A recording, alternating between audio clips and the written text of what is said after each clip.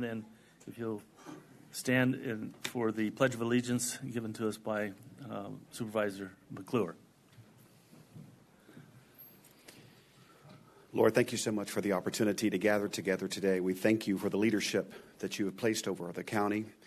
We thank you for the opportunity to seek you for wisdom. You're the Lord that governs everything. And so, God, you've given us permission to ask today for wisdom to lead and to guide and to direct. So, God, give us ears to hear, give us the thoughts that we need to have, and ordain our steps. Lord, we love you so much. Thank you for your son, Jesus. In your precious name we pray. Amen. Amen. Please join me in the pledge.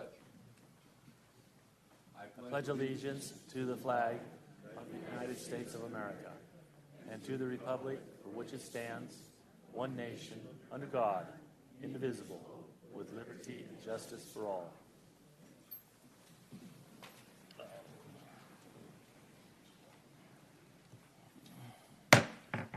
Okay, good morning, everyone. I'll call this meeting to order of the Pinal County Board of Supervisors meeting of April 2nd, 2025.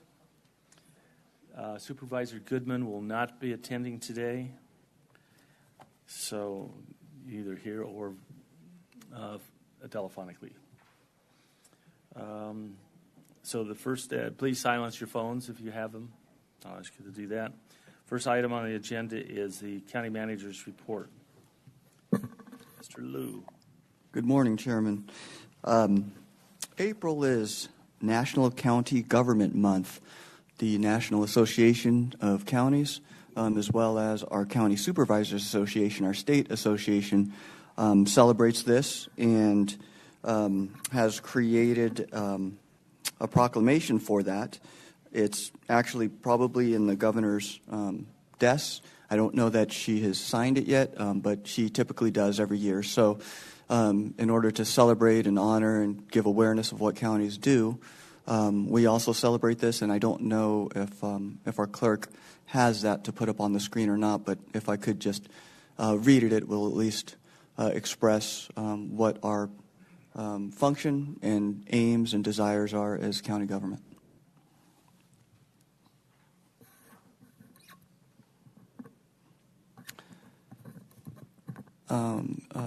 Ms. Natasha, do you happen to have the actual draft of the... No, okay. I'll just read it. It would have been nice to follow along, but I'll do my best to just read it.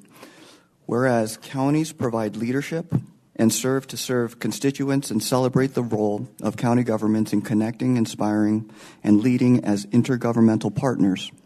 And whereas counties play an essential role in providing services by keeping Arizona's communities safe and secure by preserving public health and welfare, ensuring public safety, and promoting local economies and resiliency.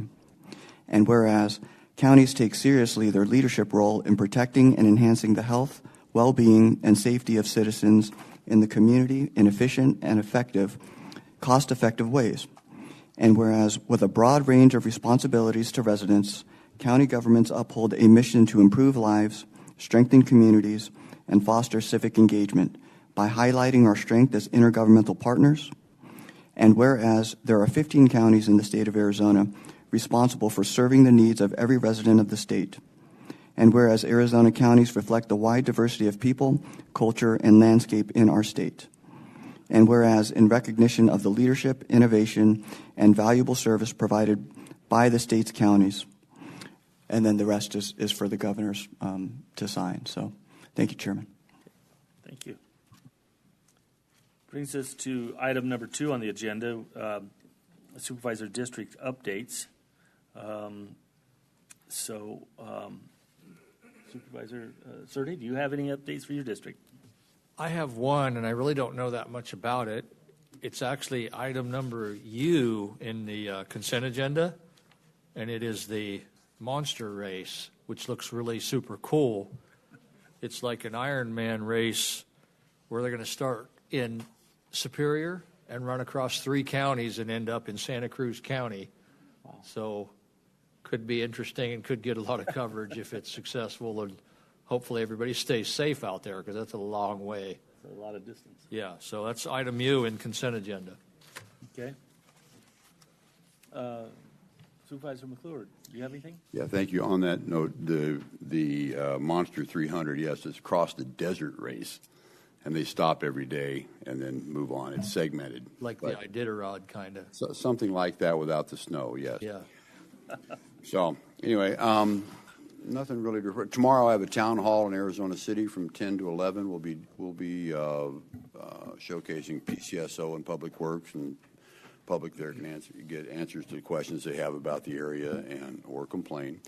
And so we'll be out there tomorrow morning, 10 to 11 at the Arizona City Library. That's all I've got at the moment. Okay. Supervisor Rich, I think it says here you have a video, but do you have anything else you want to add? Whatever, your pleasure.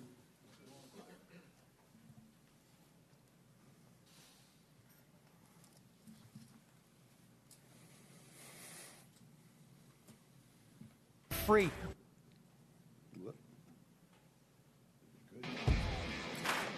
Good morning, Maricopa, Stanfield, Hidden Valley, Thunderbird Farms. We're out here today doing a cleanup. My name is Rich Vitiello. I'm the new district supervisor for District 1, and the Board of Supervisors have been talking about stuff like this for illegal dumping. Dumping is illegal, okay? It's costing the county and the people of the area to clean up this stuff. We're going to have a problem with the animals. We're going to have a problem with the earth. We got to keep our areas clean. We had a company that came down here to this area, and they turned around and they dumped their waste all over the street. You get caught doing this, you're going to get heavily fined. And if you work for a company, you're probably going to get fired like the glass guy did. When you bring these out here today, you don't have to pay a thing. To dump in other places could cost you money. You bring it out to here, and we do it for free. We have all these people out here helping. All you got to do is bring your junk down here, and we'll take care of it. We take almost everything. The only thing we don't take is toxic, things like paint. We take mattresses, we take refrigerators, dishwashers, everything you could imagine, concrete, drywall, wood. There'll be more of these coming up. You'll be able to find this on our website, social media, to find out when the next dumps will be. Thank you for coming down today. We've had hundreds of people dumping today, dropping their stuff off. As you can see, we have lots of workers here. We're here to serve the people, and we want you to continue coming down. Thank you very much.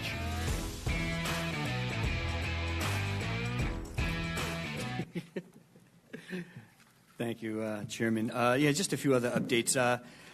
About 10 days ago, I attended the ADOT meeting down in Yuma, and I'd like to thank the board for the support of the 347, for the local contribution that'll be going to the 347 to fix the 347. Also attended Dancing with the Stars. That was amazing. That was the first time I had been there. Local stars, local people, local business owners were there dancing, and it turned out to be fantastic. Also attended the first greenhouse in Maricopa. It is Desert Sunrise High School Greenhouse. They had a grand opening, and it's an amazing thing for these kids to learn about agriculture and stuff like that. So then obviously we had to clean up on the 28th and the 29th. As you could see, it went very well. We had hundreds of cars and trucks and dump trucks show up. It was amazing, and I really appreciate the staff for taking care of that. The gentlemen that were all there helping with that, they did an amazing job. They were there till sometimes 2 o'clock in the afternoon. I can't even imagine how much we dumped, but it was a ton. Also last night, I attended the Maricopa City Council meeting, that one as well as usual. And I also presented them with a letter from the staff, from the Board of Supervisors. And again, I want to thank you for the support for the city of Maricopa and Pinal County to fix the 347. And then just tonight, I'll be attending Central Arizona Project Board of Directors dinner. So it's something new for me. I'm going to sit, listen, and learn. And that's all, folks. Appreciate it, Chairman. Okay. Thank you. Steve, I forgot one. Pardon me? If I can get back to me. Yeah, sure. I forgot one, that on Friday morning at the Central Arizona College Superstition Campus, that's the one on Idaho in Apache Junction, is a ribbon cutting for the new training center for the LG battery factory, and that's Friday morning, and I'm sure the county will do a little video on it, but it's pretty exciting. We've done, building houses and homes is what is the developers are good for, but we haven't done any employment. So here's a move to actually employ those people that have built the homes out here right here local without having to go into Maricopa County. So that's big news on Friday morning. Chairman, I'm sorry, I had just one more thing. Absolutely. Friday, Saturday, and Sunday, Maricopa will be hosting their second Wild West Music Festival, bringing in talent from all over the country. And then on Sunday, they'll be bringing in local talent. It is amazing. There's an amusement park. There's lots of stuff for the kids to do. It's 3 fun days. If you have an opportunity, it's going to be at Copper Sky. That's on 347 on the south side of the tracks. And it's a great festival, and it's going to have lots of great music, country music, all types of music from all the different genres. So please, if you have the opportunity, you want to come out and see some great concert and some great music and have some fun with your kids, please bring them out Friday, Saturday, and Sunday of this weekend. Thank you. Okay, thank you. Do you have anything else? Sure, I'll throw it in there. This week is Road to Country Thunder here in Florence. So anybody that's Saturday, I believe it's Friday night and Saturday. I'm not sure exactly the days, but anyway, you can look it up on the Chamber of Commerce website here in Florence. Next week's Country Thunder.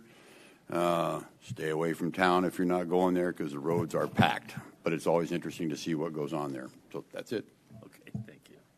All right, and from District 3, we have secured a location for my town hall, which will be at the Casa Grande Rec Center on February 15th. That's my birthday. April 15th from 4 to 6 at the Rec Center. So it's open to anybody that wants to attend. We'll have staff there, and we'll go over some current stuff. But the reason I like to have these town hall meetings is to get questions from the audience so that we can address them in the future. And then it was mentioned that the CAP, the CAP, I'm a board member of that organization, and they take their show on the road twice a year, once in Pinal County and once in Pima County. April's always the Pinal County. So tomorrow in this room, we will hold our CAP meeting, our monthly meeting right here. So anybody that's interested in what the CAP does, there's an opportunity to observe that here in this location tomorrow. So we welcome the CAP folks here to Pinal County. And I think that's all I have. Brings us to item number 3 on the agenda, which is a discussion only, but an update on our legislative stuff. I have very little. I had staff put on the agenda. If you go to the agenda item, you can download and see kind of where the bills, which ones are left. It's called Crossover Week. So now the bills that were approved in the House are going over to the Senate, and the ones in the Senate are going over to the House. And so it's all part of the sausage-making process. We'll see probably within 2 weeks what bills have survived. I'm anxious because we do have 3 water bills that are still alive in the system, and pretty happy about that. Hopefully we can get them passed and up to the governor for signature before sine die or at sine die. Dana, you're up next. Do you have any information that you want to share with us?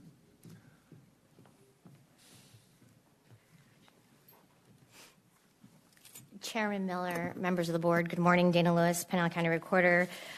Just like it seems that the Board of Supervisors has been really busy and will continue to be busy, so is the legislature. Today marks the 79th day in session. Over 1,800 bills were introduced this session. Committees are done for the year. There is a long committee of the whole calendars. They are expected. 34 bills have been signed by the governor so far, and 2 have been vetoed. Of course, the one that affected the Recorders and Elections Department with having early ballots dropped off no later than the Friday before an election, and then, of course, the Consumer Tax Exemption bill. Some election bills, SB 1040, the timeline recall, was signed by the governor. HB 2390 for JPs and constables can use the e-qual system now, was also signed by the governor, and that's a win for our team here. HB 2129, inactive voters clarity. There has been some confusion back and forth what an active and an inactive voter is. This did bring that clarification to law, and also about county race hand count audits. This is also passed committee, and we're excited about this. 2006 and 2007 were two standalone bills. 2006 ended up becoming a striker vessel, and that was used to change the primary date. And then the language from 2006 was put onto 2007. That's for NGOs, non-governmental organizations, who are circulating the voter registration forms. They must disclose that. And then also there is a prohibition to be paid by form by anybody circulating voter registration or petitions. So those amendments are in progress on the floor. Other notable bills are the SB 1299. That's the enforcement for funding for prosecution related to the hemp issue that did pass committee. SB 1617, SR 347 funding that passed appropriations unanimously. And SB 1310 was the felony deed fraud that we've been working with Mr. Marshall pretty much daily this last week. So if you have questions, I can stand. Any questions of Dana? Okay, we're all in a watch and see mode at this point. Absolutely. Okay. Thank you, gentlemen. Thank you, Dana. Item number 4, recognition of the AmeriCorps Civil Community Corps members under the leadership of the University of Arizona Cooperative Extension. Melissa Elliott, are you here? Oh, we got Esther. That's okay, that's better. So, good morning, supervisors and staff. Thank you for allowing me to speak this morning. My name is Esther Turner, not Lisa Elliott. I am the 4-H agent here for the University of Arizona Cooperative Extension in Pinal County. And it's my honor to stand before you today to recognize the incredible efforts of the AmeriCorps National Civilian Community Corps, also known as NCCC. They're the team for the invaluable contributions to Pinal County.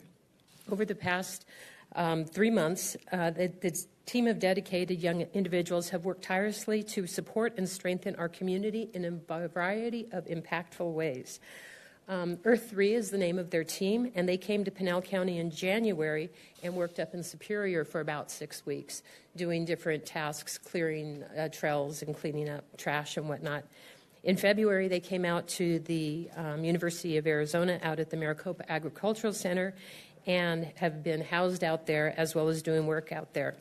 Among their many accomplishments, they have completed significant classroom renovations, provided local students with an improved learning environment. Additionally, they have repaired irrigation, planted and completed maintenance at the MAC Center. And beyond their hands-on work, the team has also been involved in enhancing educational experiences through field trip programs that we do through our Ag Ventures program, which gives local students unique opportunities to explore and learn.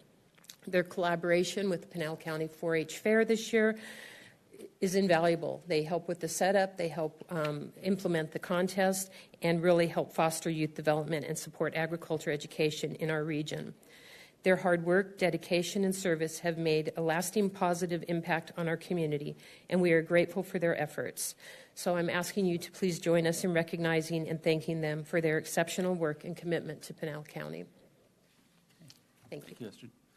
Do you have any of them here? By chance, I do. If you guys would like to stand, if they can come forward and perhaps have a photo. That'd be great.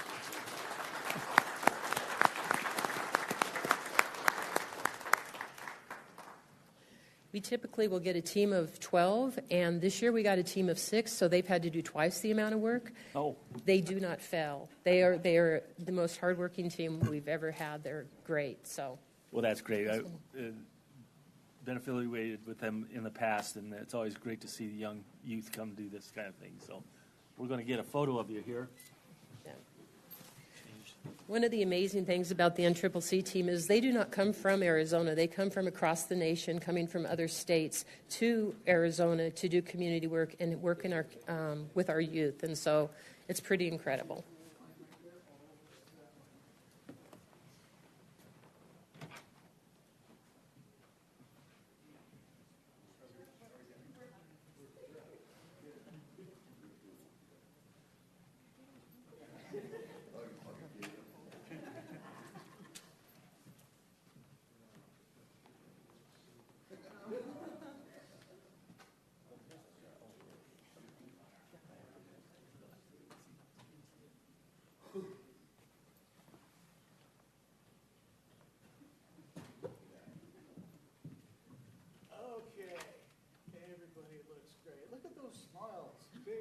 3, 2, and I'm going to do another one just to make sure.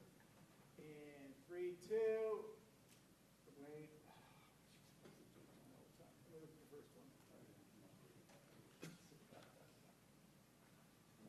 Actually, you guys did great the first one. Thank you very much. Okay.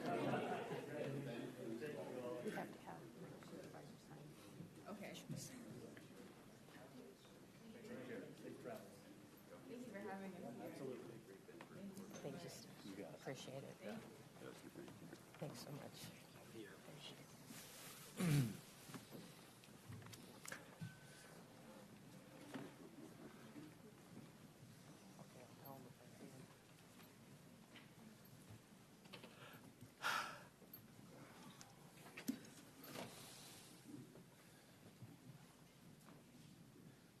Okay, this brings us to item number 5 on the agenda.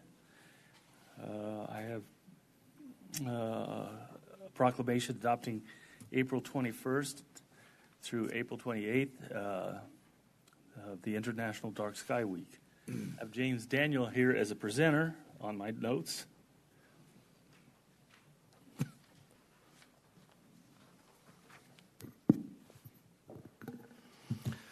Good morning, Chairman Miller, supervisors, and our staff and public in attendance this morning. My name is James Daniels, and I'm your Director of Communications and Marketing.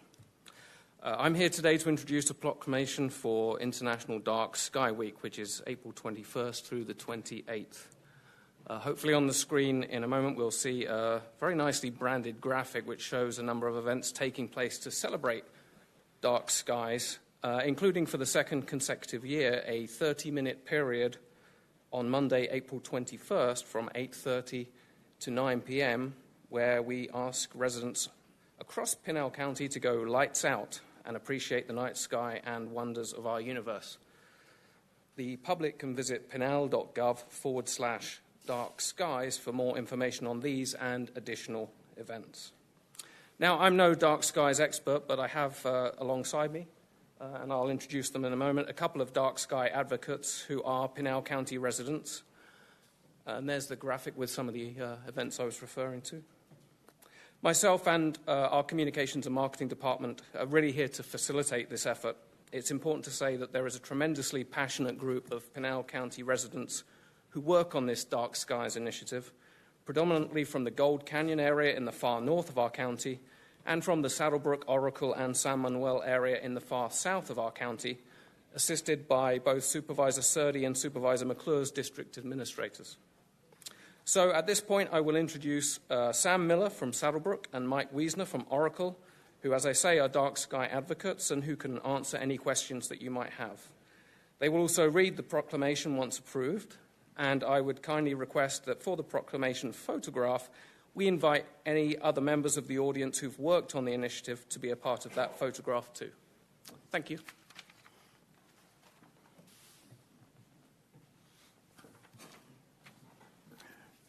Good morning, supervisors. And thank you, James. A very nice introduction and covered all the bases, so I'm simply here to say thank you. On behalf of the Dark Sky International and our Southern Arizona chapter, the Gold Canyon community, and our Pinal County Dark Sky Committee, the numerous astronomy and nature clubs in our county, our amateur astronomers, and this list could get really long if I keep going, but many of us who simply want to walk out in the evening and appreciate the beauty of the night sky. From all of us to our Pinal County supervisors, we say thank you for proclaiming April 21st through the 28th as International Dark Sky Week here in Pinal County. And we join an international activity because our 2,200 colleagues on 6 continents around the world are doing similar activities this week, talking to their governments about International Dark Sky Week. As we read in science journals and see on TV, our night sky and the ability to walk outside and appreciate the beauty of the stars in the night sky is deteriorating. Our county continues to grow and develop, and because the outdoor lighting ordinance is not always followed, satellite data is telling us that we are and telling us things that our eyes already see, that sky glow over our residential areas is increasing. International Dark Sky Week draws attention to the beauty of the night sky, that light pollution is increasing, and how all of us can do our part to reduce irresponsible outdoor lighting. It's important to note that Pinal County has a long history of protecting the night sky through its outdoor lighting ordinance, brochures, enforcements, and you, our supervisors, your proclamation for Dark Sky Week is now several years in the running. As a result, there are numerous dark sky events leading up to and including Dark Sky Week that are all listed on our county's Dark Sky website, including, as James explained, a call for lights out on Monday, April 21st between 8:30 and 9 so that everyone can go outside and just look up. Your proclamation once again encourages residents to value the night sky and draws awareness to the fact that later generations may not be able to appreciate the night sky as we do today. So thank you for your leadership in drawing attention to the starry night sky while also fostering an interest in science and nature and our younger generations. Thank you once again. Thank you. For the record, Sam Miller. I am Vice Chair of the Board of Directors for the Southern Arizona Dark Sky Chapter. So I'm Mike Wiesner from Oracle. I'm also a dark sky advocate, and I do thank you, Mr. Chairman, and the supervisors for having us here and for celebrating International Dark Sky Week. I should explain this outfit that I'm wearing today. Nice. Very nice. So this is a typical outfit from a European astronomer, a very famous European astronomer from back in the 1700s. He discovered the planet Uranus, which at that time was the farthest planet that we knew of in our solar system. As a result of his discovery back in the 1700s, the planet Pluto was discovered in the state of Arizona. If it had not been for our dark skies back in the early 1900s, Arizona would not have been the site of the discovery of that planet. So it's important that we protect that night sky, dark sky heritage. And with that, should I read the proclamation? We have to vote on it first. I'll see if I can get a motion. Can we talk about it too? Would you like to? Yeah. Let's have some discussion first. So I didn't bring this up during the district report because I knew this was on the agenda, but this is so important to mine and Mr. McClure's district because we are tourism districts, and there's a whole segment of celestial tourism where they just come out of the city. There's 5 million people in Maricopa County. They can't see anything. They have to come over to us to be able to see anything, and they do. And we want to keep that. And there was just something just happened in Maricopa County with a big failure of that giant soccer complex down there, Bell Bank Park, and that was just creating a terrible glow in the whole East Valley. And that thing went bankrupt. I kind of knew it would because people don't pay to play soccer. But that's a great thing to help the whole thing. And by the way, I still consider Pluto to be a planet. So do we. Thought it was a Disney character. Anyway, Mr. Chair, I move that we approve the proclamation adopting April 21 through April 28, 2025 as International Dark Sky Week in Pinal County. Second. I have a motion and a second. All in favor signify by saying aye. Aye. Aye. Opposed, say nay. Ayes have it. Now you can read the proclamation. Thank you, supervisors. So the proclamation reads, whereas the aesthetic beauty and wonder of the natural night sky is a shared heritage for all humankind, and whereas the experience of standing beneath a starry night sky inspires feelings of wonder and awe and encourages a growing interest in science and nature, especially among young people and out-of-area visitors within the local communities.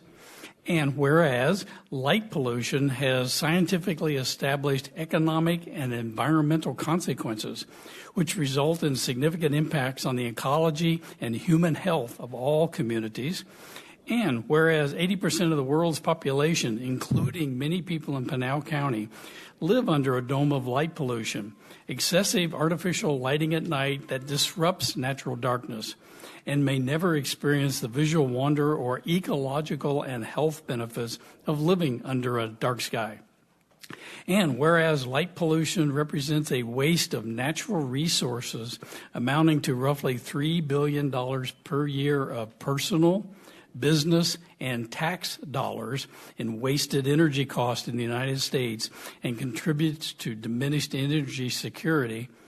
And whereas Arizona hosts 10% of the world's largest telescopes, including the world's largest optical telescope, and many of the world's most revered observatories, including the Lowell Observatory, where Pluto was discovered, and the Smithsonian Astrophysical Observatory, Whipple Observatory, the University of Arizona's MMT and Large Binocular Telescopes Observatory, Kitt Peak National Observatory, and the Vatican Observatory.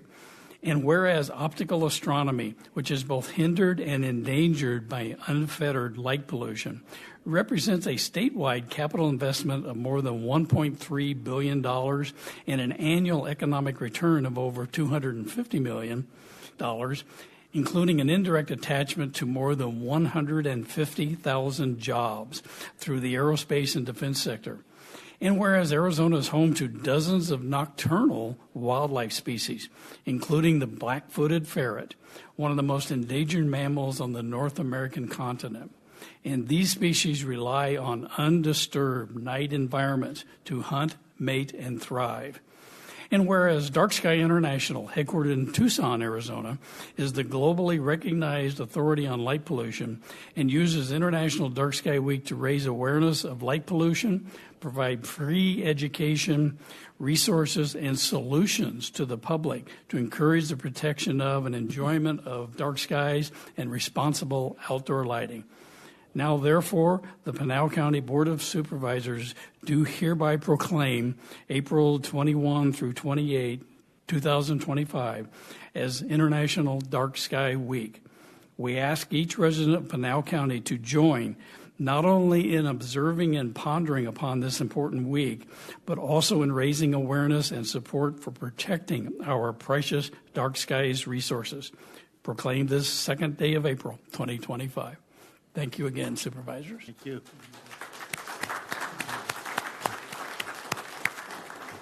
This is the opportunity for a photo op. So we'll be down.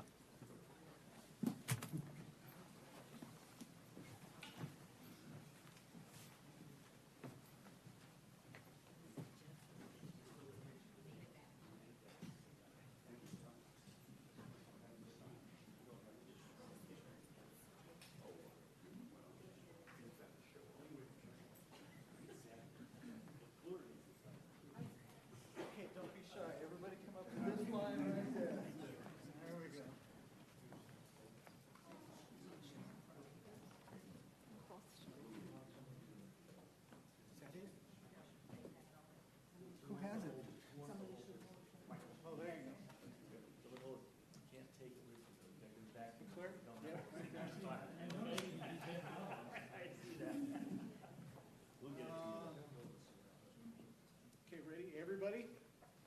That much over. There you go. Fill in a little bit. Unclog yourself, ladies. Come forward a little bit. Tricia, come over. Come over just a little bit. Tricia, come over a little bit. Don't right in between. Come up.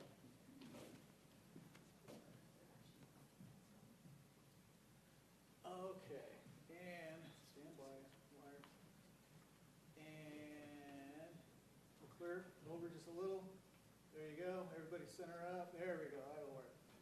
Look at those fine looking people. 3, 2, and we're going to do one more. Ready? And 3, 2. There we go. Thank you very much.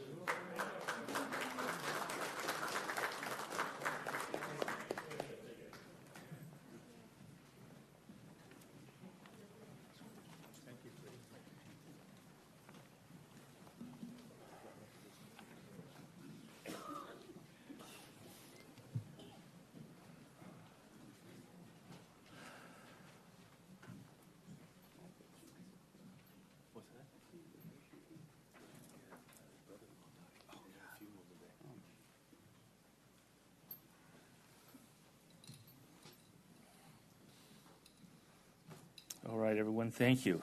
Brings us to item number 6 on the agenda, which is a discussion, approval, disapproval of the National Crime Victims' Rights Proclamation, and declare the week of April 6th through the 12th, 2025, National Crime Victims' Rights. And we have our County Attorney, Brad Miller, up. Thank you, Mr. Chair and members of the board. Brad Miller, Pinal County Attorney. The reason why I'm up here is I asked that the board sign this particular proclamation declaring next week the National Crime Victims' Rights Week. And the reason why we want to sign this is a couple of things, is that we want to uphold the Arizona Constitution. We're very fortunate that crime victims in Arizona have what's called a Crime Victims' Bill of Rights.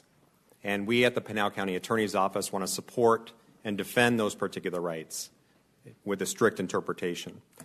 The second reason is that we want a proclamation and a statement from this particular board and all of Pinal County stating that we support crime victims, that we will uphold their rights, and that this is of the utmost importance to our county. So with that, I ask for members of the board to sign this particular proclamation. Okay, any questions or comments? Seeing and hearing none, do I have a motion? Mr. Chair, I move we approve National Crime Victims' Right Proclamation to declare the week of April 6th through 12, 2025 as National Crime Victims' Rights Week. And a second. I have a motion and a second. All in favor signify by saying aye. Aye. Aye. Opposed, say nay. Ayes have it. Thank you. Al, you get a photo op as well. May I have one moment, Mr. Chair? Oh, absolutely. Sure. Mr. Chair, so a couple of things. First of all, I wanted to read pieces of this proclamation to talk about its importance. But secondly, and actually more importantly, I'd like to invite one of our victim advocates up here to actually address the board, if that's okay. Absolutely. All right, so first,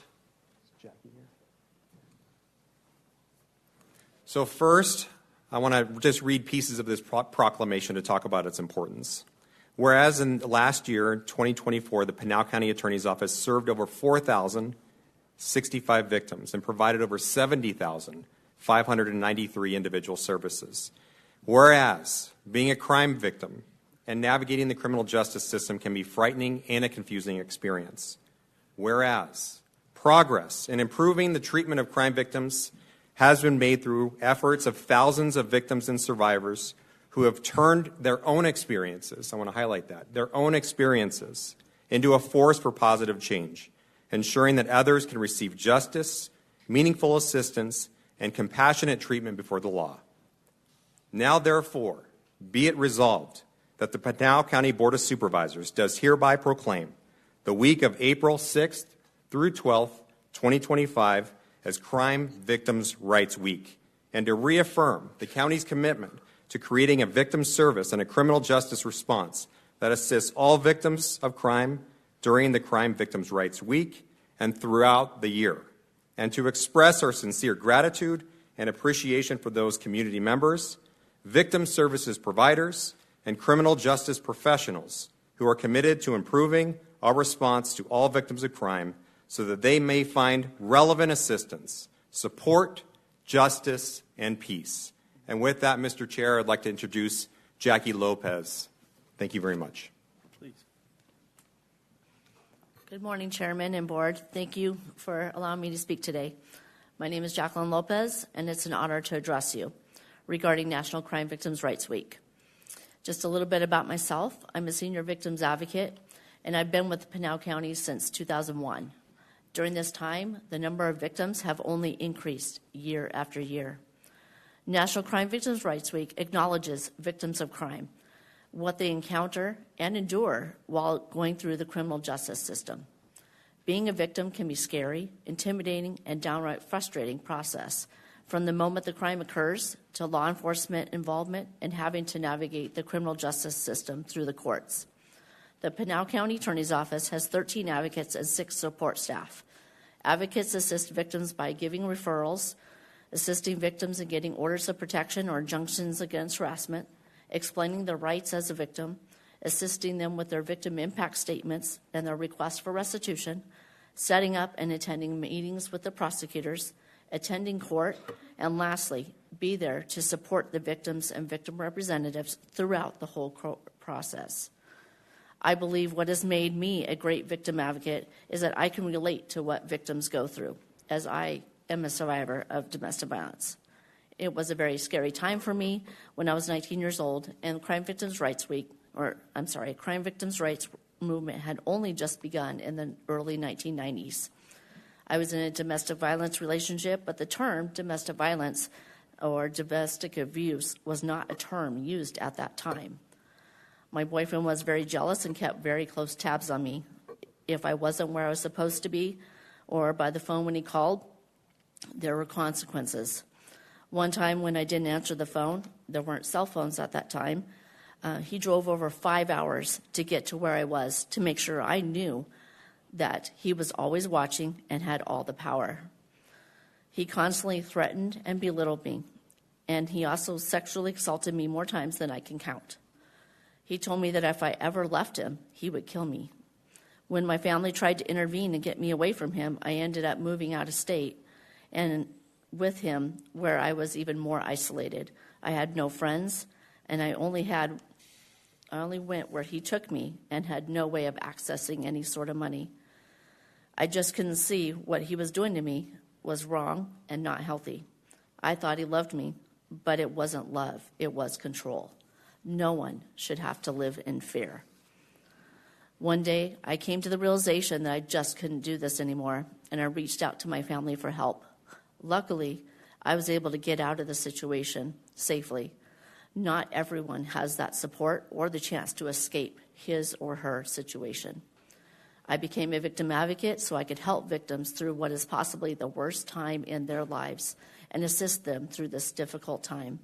Please know that if you are a victim of crime, you can call the Pinal County Attorney's Office, Victim Services, and you will be speaking to an advocate like me.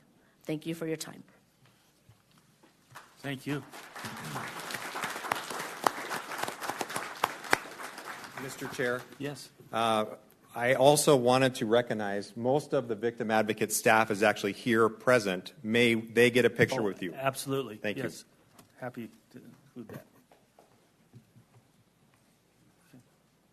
He read it for the most part. Yep,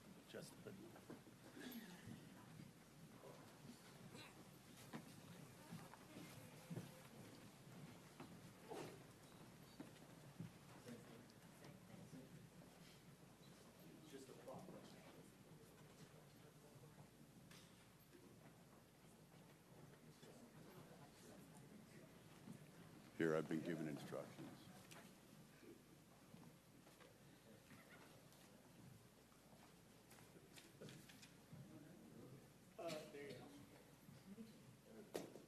There we go.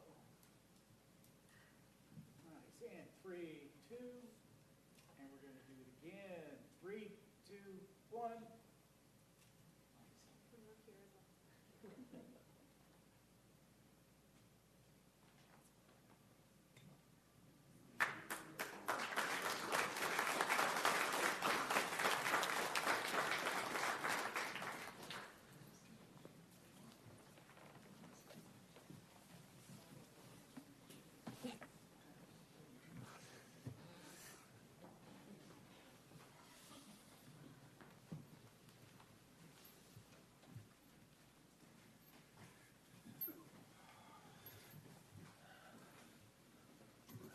All right, thank you. We'll move on to item number 7 for discussion, approval, or disapproval of the National Public Health Week proclamation.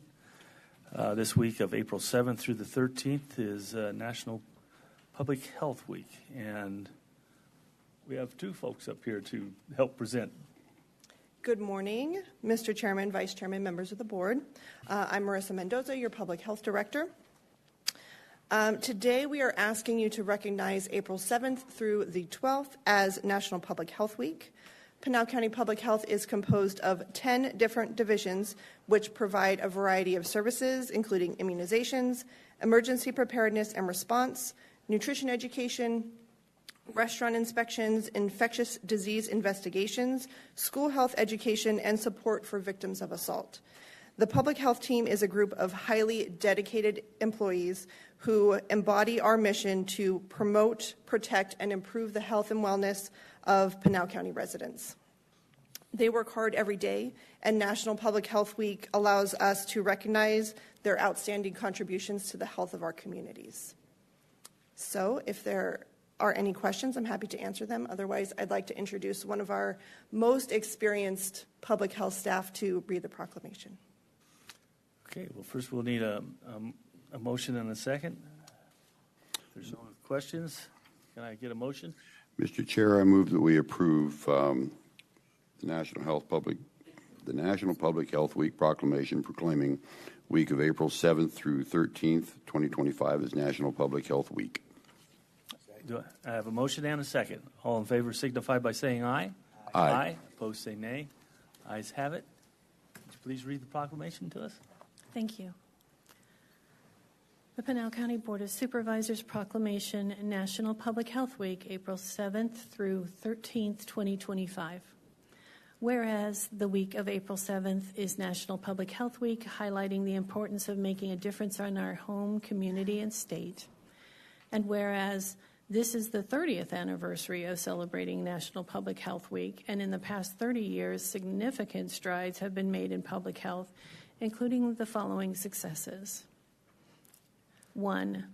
Deaths due to HIV and AIDS, which peaked in 1994 at 49,095 AIDS-related deaths that year in the U.S., have dropped significantly with antiretroviral therapy, ensuring that most people with HIV can live normal lifespans, and prevention tools like PrEP significantly reduce transmission. 2. Smoking rates, which were as high as 25.5% among U.S. adults in 1994, have now fallen to 11.4% due to comprehensive smoke-free policies, public awareness campaigns, and taxation of tobacco products. 3. Childhood mortality, which was at a rate of 13.8 deaths per 1,000 live births in 1994, has now fallen to 5.4 deaths per 1,000 live births due to vaccines, better health access, and better nutrition. 4. Mental health awareness and treatment. With 40% of people with mental health conditions being untreated in 1994, has progressed with increased awareness, parity laws, and integration into primary care, which has expanded access to mental health services and reduced treatment gaps. 5. Health impacts of climate change, such as rising heat-related deaths, were under-recognized in 1994, but are now being mitigated by actions such as public health campaigns, local adaptation plans, including cooling centers, and other preparedness plans to protect the public from extreme weather, wildfires, and other regional threats and global frameworks. 6. Pandemic preparedness, which was in its infancy in 1994, has now grown, especially after the COVID-19 pandemic, spurring significant advancements in mRNA technology, global vaccine deployment, and increased investments in infrastructure, stockpiles, and global surveillance, all of which must be sustained. And whereas rural populations in the United States continue to experience disparities in the burden of illness and death, as compared with the entire population of the United States. And whereas Pinal County Public Health includes environmental health, family advocacy centers, the Office of Emergency Management, to create a comprehensive approach to community-level health protection and provision. Whereas a person's health status can differ drastically by zip code due to differences in built environment, environmental quality, community context, access to healthy food, access to education, and access to health care. And whereas public health organizations use National Public Health Week to educate public policymakers, public health professionals, and the public on issues that are important to improving the health of the people of the United States. Whereas public health professionals help communities prevent, prepare for, withstand, and recover from the impact of a full range of health threats, ranging from infection disease outbreaks to natural disaster preparedness. And whereas efforts to adequately support public health and the prevention of disease and injury can continue to transform a health system focused on treating illness into a health system focused on preventing disease and injury and promoting wellness. Now, therefore, we, the Pinal County Board of Supervisors, do hereby proclaim the week of April 7th through 13th, 2025, as National Public Health Week within Pinal County, and call upon the citizens of Pinal County to observe this week by helping our friends, neighbors, co-workers, and leaders to recognize the contribution of public health in improving the health of our residents. Proclaimed on this, the second day of April, 2025. Thank you. I am Jan Wiedemos with Pinal County Public Health. Okay, thank you.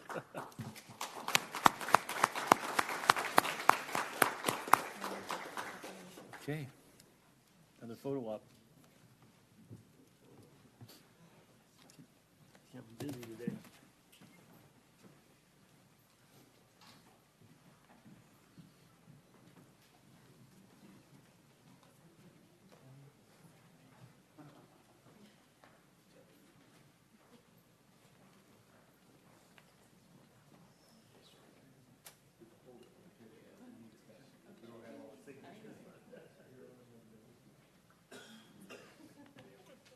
Okay.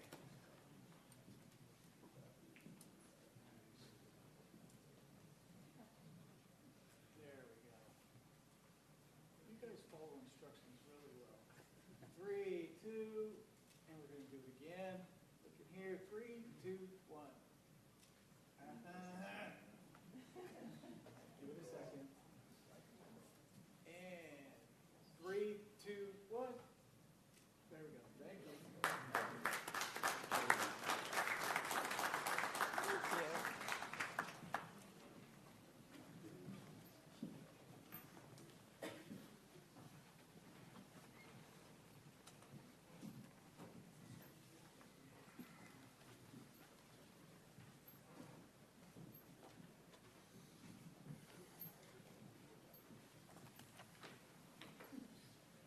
All right. So this brings us to item number 8. I've received some communications from the county attorney's office, and I think the proper course of action at this time will be to withdraw the item 8. So I'll need a motion to do that, a motion and a second, and we'll withdraw item 8 from the agenda. So a motion? Mr. Chair, excuse me, Mr. Chair, I move we withdraw item 8 at this time. Do I have a second? I have a motion and a second. All in favor signify by saying aye. Aye. Aye. Opposed, say nay. Ayes have it. That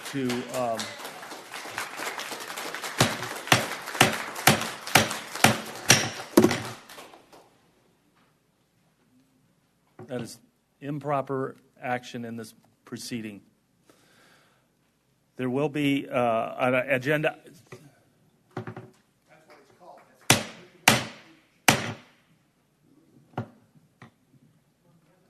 Got this meeting. I need to keep this meeting in control. There will be a future agenda item on a special session we're planning on for Friday, April 4th, most likely in the afternoon. So to take action on the proper procedure to go from here. So item 8 has been removed. There will be no discussion about item 8 during the public comment.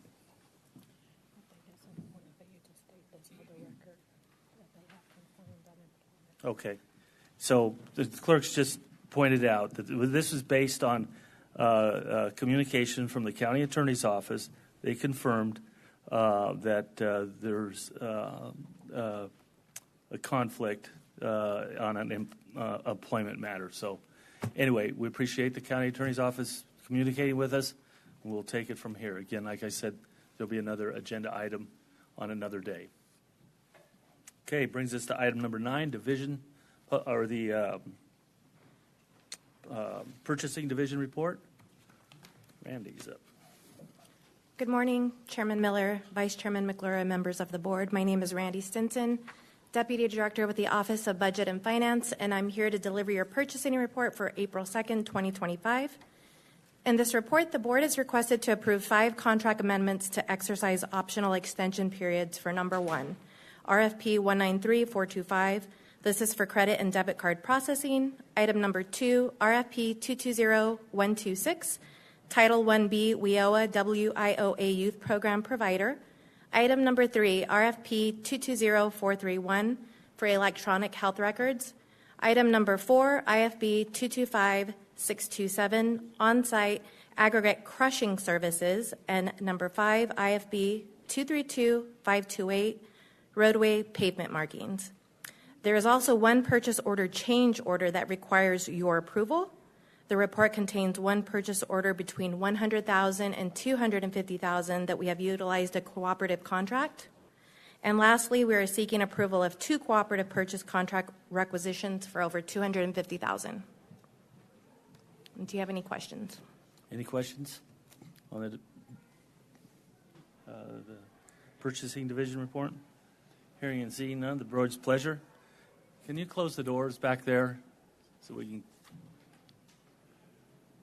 Mr. Chair, I move we approve the purchasing division report as presented.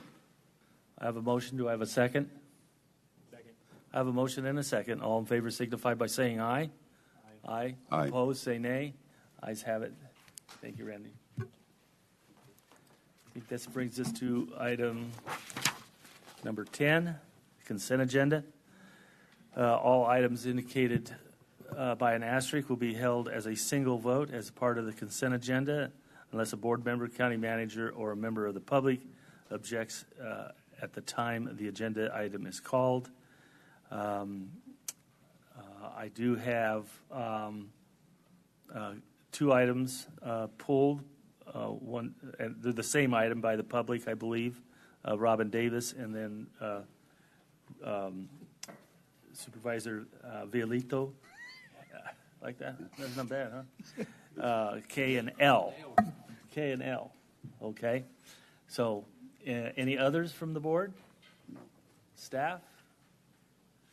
Anybody from the public? Yep. What? Item I, please.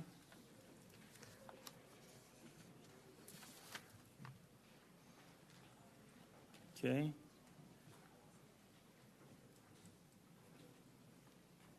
Anyone else?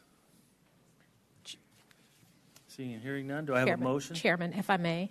Yes. If we can also pull item number D as in dog, and then W. Oh, okay. D and W. Okay, is that from the public? So item D is being pulled by me. Item W is being pulled by the sheriff's office. Got it. Okay, thank you.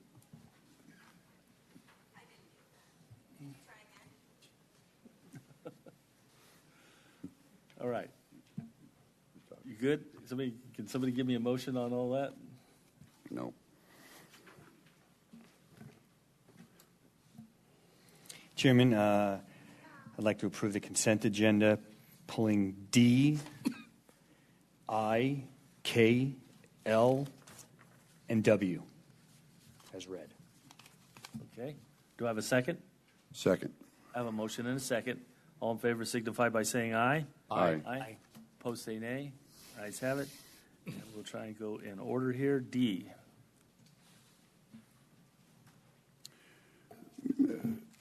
Mr. Chair, I move that we continue this item to a date certain, April 30, 2025. Okay. I have a motion to continue this to, what was the date? April 30th. April 30th.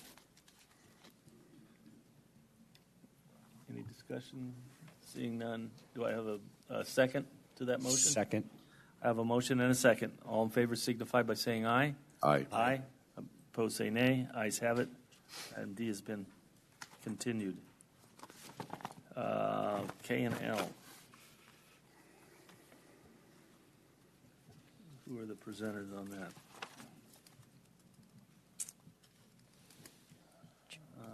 Joe Ortiz or who? Chairman, if I may, Yes. for items K and L, those two items, we did have it pulled by Robin Davis from the public. That's correct. Does Robin want to come up and maybe give us her questions about those items? Yeah, go ahead, Robin. Good morning, Chair, Supervisors. I'm Robin Davis, and I live in Hidden Valley. By now, you know there's nothing about Palomino Ranch that the residents out there like. The housing coming to our area is heartbreaking at best. And I don't like being told that 40,000 homes are coming to our area and there's nothing we can do about it. I've also been told by a very wise man, Barry Goldman, that we complain and we don't have any suggestions. So today, I bring you a suggestion. There is no land and there is no money approved for it. This is a seed. It's an idea only, something I hope that the county thinks on. I know it can be done. As a former volunteer committee member for a stadium association in Lakeside, California, I have seen it work. What I am suggesting is an event center located in the vicinity of 347 and 84. It can be fashioned after the Horseshoe Park and Equestrian Center in Queen Creek. A center like that can be revenue generating and a tourism boom for the west side of the county. It can host rodeos, barrel racing, weddings, reunions, quinceañeras, gem and rock shows, meetings, as well as concerts. Yes, concerts. The city of Maricopa has to build an entire facility to house their concerts. Something like this can be rented out as a full-service center without anything more.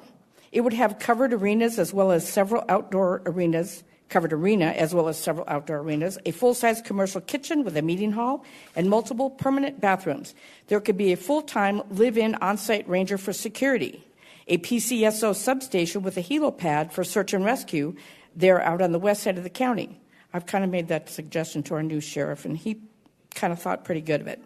There could also be day parking with paid permits for horse trailers that would connect them to the equestrian trails in the Palo Verde Regional Park. Currently, these vehicles are parking on unsecured rural areas where the vehicles are subject to vandalism. And here I will tie into the developments that would be better than Palomino Ridge. With the help of many county departments, we can work with developers to build equestrian-style custom homes on 1.25 acres and up. I have seen some really nice homes like that off of McCartney on the east side of I-10. Something like that would make this area unique and desirable. If you turn these areas into a carbon copy of the city of Maricopa, you will destroy the west end of the county. This can be done. The only thing stopping it is the money aspect of the greedy developers. So please don't destroy what is left of the rural aspect of Pinal County, because once these developers are done destroying this area in the county, they're going to pick up their tools and go elsewhere and not really care about what destruction they left in their wake. There's the idea. Now run with it. Thank you.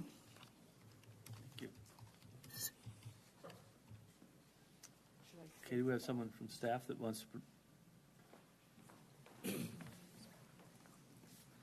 Morning, Chairman, members of the board. Chris Wanamaker, County Engineer. So these two items, item K and L, are for the final plats of Palomino Ranch, Parcel 6 and Parcel 9, respectively. This is the last stage of this development process for where they actually create the lots that they would then sell to future home buyers. The zoning for this overall development was approved in 2003, which allowed for these number of lots, this density, and this arrangement that you see here. So, our ability to require changes to add amenities is, we really can't do that at this stage. A long time ago. I'm sorry? It was a long time ago. That's right. So, as far as the overall Palomino Ranch development, as I mentioned in a previous board meeting, there's, let me get this right here, 22 parcels, 2,102 lots, 2 school sites, 1 amenity site, and 1 15-acre commercial site. And these will be developed in phases over time. So, are there any other questions about these two items that I can answer? Any questions of? Yes, Chairman. Go ahead. Thanks, Chris. So just a few things on for clarity for the people out there that they are asking. I need an update on the water, the fire, and the sewer. There's some confusion on the fire. The water, I'm pretty sure I know the answer to, and I think I've been able to answer that. But can you just clarify who the water district is or who is going to be out there for water? Yes, thank you for the question, Supervisor Vitiello. The water and sewer will be provided by Global Water, and they have provided the necessary documents to show that there is water that they are able to provide and sewer capacity. The sewer is going to I think it's called the Palo Verde Water Reclamation Facility, which is kind of northeast of this development, and that is something that Global Water is actively upgrading and increasing as development continues. As far as fire is concerned, this development is covered by what's called the South Maricopa Fire District, which is actually technically not a district because they're not a taxing authority. It's a private entity. And my understanding is the HOA for Palomino Ranch will contract with that entity to provide the coverage. And the HOA fees that are charged to the lot owners will help cover that cost. Okay, I spoke with the chief of fire from Maricopa last night, and he had told me that they are in agreement that they would service that area, and once they got the $2.5 million worth of, the taxes that those houses will be paying towards a fire district, they'll actually build a fire station out there. They supposedly have the land. I just wanted to verify that that was true, so that way the people out there know that there is going to be coverage for fire out there. Supervisor, I don't know the details of that discussion or arrangement. I am aware that there is a planned fire station nearby, and another development has set aside land for that, and I could get you that information. But I know there is a facility planned fire station for sure. Okay. I can get you that. And just in the future, I had again some constituents ask me that, can this be put in the stipulation so it's actually visible to them so they're not asking the question? It's actually there in the stipulations what the fire, the water, and the sewer are going to end up being. Is that something that can be worked on in the future? Supervisor, yeah, I think we can, in the staff report, we can put more detail to answer some of these questions. Okay. Sure. And then just the other one is the assured water, 100-year shared water. So I know Global Water has the capacity, but again, the people out there would like to know that this water is going to be for 100 years. So in the stipulation also. Yes, Supervisor. We can make sure we have the ADWR certificate numbers and references, which we already get before we bring these plats to the board. We already get that information. Same for sewer. Make sure that there's sewer capacity and that the ADQ approvals have been obtained. So, yeah, we can definitely add more detail. Great. Thank you very much. Appreciate the clarity. I would just like to add something, though, for clarity. Because if it's Global Water that's the provider, they don't issue certificates of assured water. The department has deemed them a designated provider and has assured that there is enough water. So it's a little different process that Global goes through that others don't. But I think there's a lot to this that, our scope today is to approve a final plat. For these two items. All those entities that have come before were hashed out a long time ago. It appears like all the way back to 2003. So anyway, but we'll see what staff can do. We can't necessarily direct developers to do all kinds of things. We can direct them to do a lot of things, but not everything. So we'll have to see what it is we're asking. So do I have a motion? Is there any other questions or discussions on these two items? Chairman, if I may, yeah. I do believe Ms. Davis was only speaking for item number K and also wanted to speak on item number L. Okay. So if we can take then these go separate. ahead and come on back up, Robin. We'll allow it. I figured out how to use my 3 minutes. Chairman and Supervisors. Well done. Well, I'm Robin Davis, and I live in Hidden Valley. You also know that we don't much like what's happening in Hidden Valley and Thunderbird Farms. What is happening on Papago is heartbreaking travesty to see all those homes being built. Currently existing or in construction on Papago are Amarillo Creek, Palomino Ranch, and Veneta. Further down 347 being proposed are Sunset Canyon, Rio Blanco, Sienna, Desert Gardens, and Midway.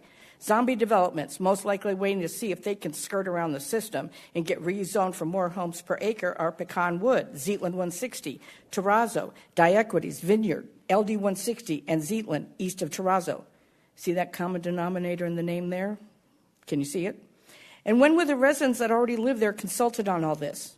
I know we can't change this, but I want you to know where we're coming from. How did we have a say in how our area is developed? The answer is not really. Instead, we're being forced to accept the city homes coming in, or we must get out. The greedy developers do not care. It appears that our county officials don't really care either. It's the appearance. Development will come in regardless of whether we like it or not. When Arizona is completely destroyed, that's it.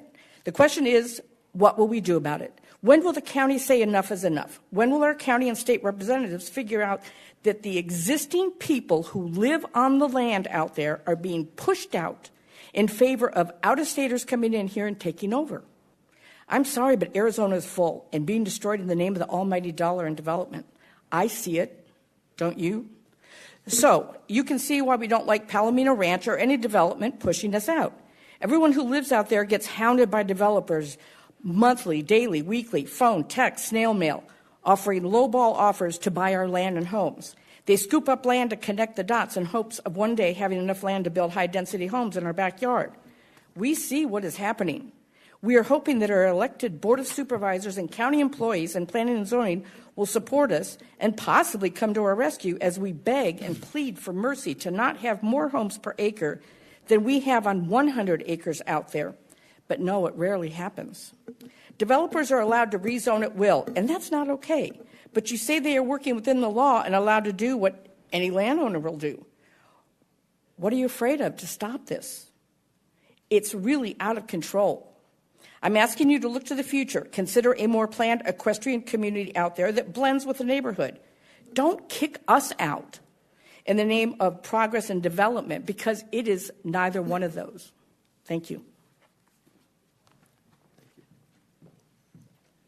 Any other discussion?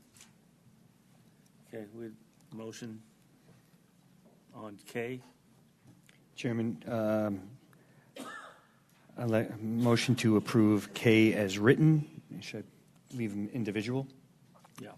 Yes. Let's do them individually. Okay, so I make a motion to approve K as written. Do I have a second? Second. I have a motion and a second. All in favor signify by saying aye. Aye. Aye. Opposed, say nay. Ayes have it. Moves us to item number L. Chairman, I motion to approve L as written. I have a motion. Do I have a second? Second. I have a motion and a second. All in favor signify by saying aye. Aye. Aye. Opposed, say nay. Nay. We have a nay. Yes. One nay. Okay. 3 ayes and a nay. You had one of the last vote also that way. Oh, did you? Yes. I didn't hear it. Okay. Moves. I skipped over I. I'm sorry. What's on I? FEMA. FEMA? Marissa Mendoza, or? I mean, we pulled it off, right? Yes, Mr. Reck did. If he can come up and provide us Who did? with. Oh, I'm sorry. No. We can I have a answer question. questions, whatever Yeah, questions. you please give us the question, and then we'll try and address it for you. Thank you. I'm Noel Reck from Eloy. And looking at this agreement, it looks like a great agreement to me between the Pinal County Office of Emergency Management and FEMA. But my question is, how will the county respond to this when Secretary Noem takes the axe to FEMA as she has threatened to do? Thank you. Okay. So, you drew the short straw. Right. We did rock, paper, scissors. Sorry. Corey Redden, Deputy Director and Emergency Manager for Public Health and Office of Emergency Management.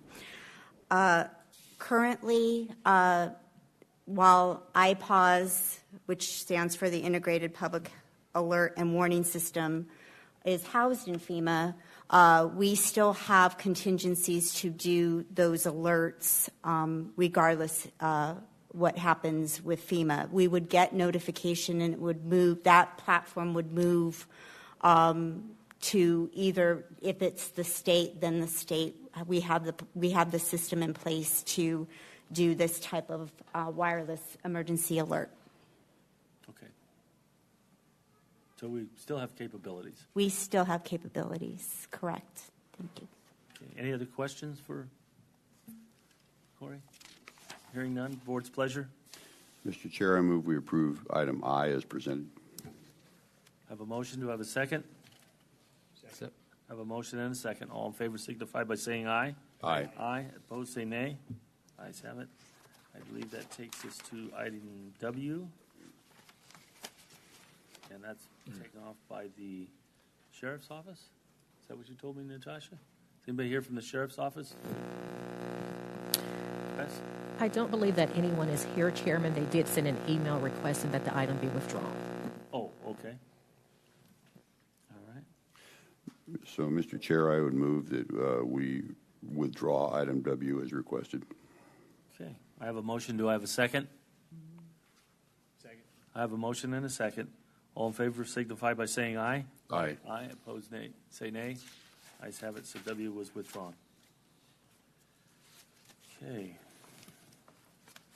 Move here. We're going to recess the Board of Supervisors meeting and open up the Public Health Services District. All items listed with an asterisk will be handled as a single vote as part of the consent agenda unless board member, city, county managers, or a member of the public objects at the time. Does anybody want A or B pulled? Hearing and seeing none. Oh, yeah, sure. I request item B be pulled. Item B to be pulled, okay. So do I have a motion to approve item A? Mr. Chair, I move we approve consent item A on the Pinal County Public Health Services District agenda. Okay, I have a motion to approve. Do I have a second? Second. I have a motion and a second. All in favor signify by saying aye. Aye. Aye. Opposed, say nay. Ayes have it. Mr. Revelis, do you want to tell us what your question is, and then we'll see if we can get staff to address it for you. Roberto Revelis, resident of Gold Canyon. My question is generic in light of the other issues that have been mentioned already in this meeting and the previous meeting. With the recent announcement by President Trump of the pulling of funds, what impact does that have on this grant? Mm-hmm. Okay. We will.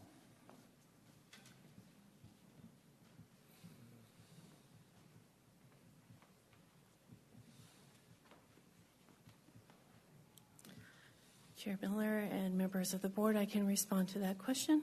Your name? And thank you for asking it. Give us your name. I'm Jan Biedemos, and I oversee the Community Health Division where this grant is located. Okay. So this grant works with prevention methods and methods that are considered harm reduction methods. So what we're doing right now is we're getting naloxone into the hands of as many community members as possible. We know that folks who, whether they're using pain medication legitimately as their doctor prescribed, or they suffer from substance use disorder, they may end up with a situation where they have taken too much, and naloxone saves lives. And so we're getting that into as many hands as possible. Through the Arizona Department of Health Services, we also have programs that provide naloxone to EMS, to fire, to all the emergency personnel as well. But our project is getting it into the hands of community members.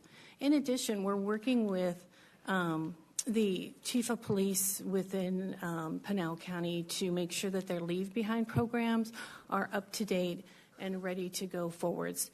So if somebody has an experience in their home with somebody who is overdosed and received naloxone, then we'll be able to leave behind some naloxone and also some information about treatment and those types of things. So this program is funded to do just these things. Should the program go away, we do have settlement dollars, opioid settlement dollars that are available to the county, which we would apply for, obviously, to continue the program. But in the meantime, what we're doing is front-loading. We're giving as many people as possible, as many businesses as possible, as many agencies as possible, the tools that they need to reverse an overdose. Because while we know that some people with substance use disorder are ready for treatment, we also know that some folks aren't. And for those folks that aren't, we need to keep them alive long enough for them to get ready for them to become ready to receive treatment. Does that answer the question? I hope. Mr. Revelis, are you satisfied with that? Yes. Okay. Thank you. Thank you, Jan. And I'll say in a generic kind of mode, when we get into the budget process later on, we actually am going to have somebody here from Washington, D.C., kind of give us some insight from our lobbyist, and we will address a number of these issues going forward. So do I have a motion for item B? Mr. Chair, I move we approve item B as presented. I have a motion. Do I have a second? Second. I have a motion and a second. All in favor signify by saying aye. Aye. Aye. Opposed, say nay. Ayes have it. Thank you. I'll adjourn the Public Health Service District meeting and reopen the Board of Supervisors meeting.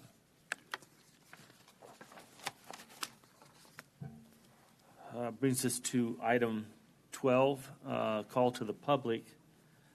I have quite a few here. Now, I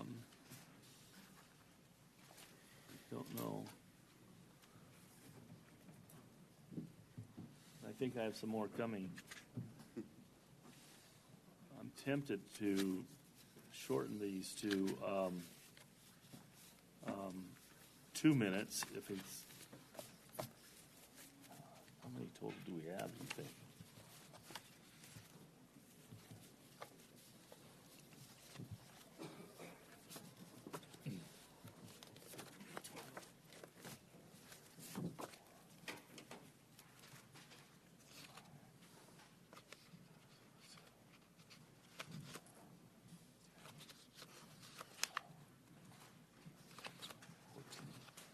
Fifteen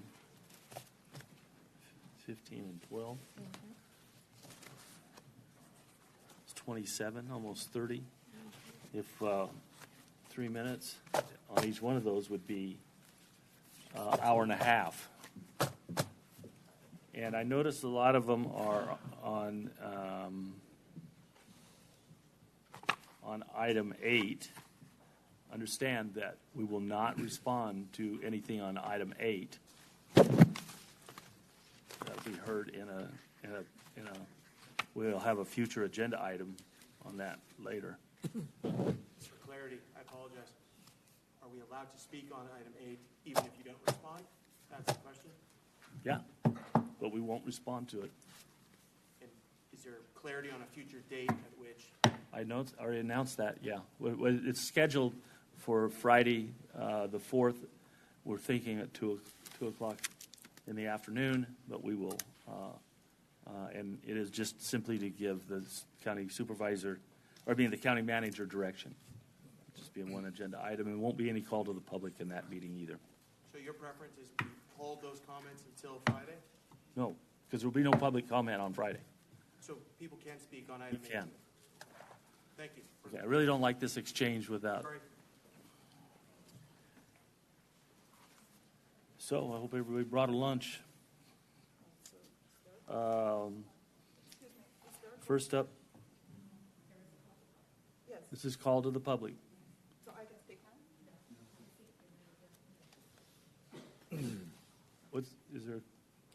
Do we need more clarity? Yes, we can give more clarity.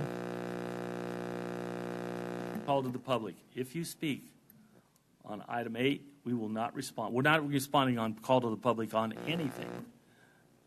That's the rules of call to the public. Item 8 was withdrawn, and there will be a new Board of Supervisors meeting, a special meeting with one item, and it will be to address the actions of item 8 going forward. Okay? That's scheduled for Friday. We think it's going to be around 2 o'clock. But it'll be posted. It'll be posted 24 hours before the meeting. So I hope everybody can be respectful of the time that it's going to take today to get through almost 30 call to the public cards. I don't know how much information is going to come of this, but we'll start and we'll see what happens. Brian Higgins. Do I need some more clarity? I'm giving him 3 minutes, everybody. That's why I said bring a lunch.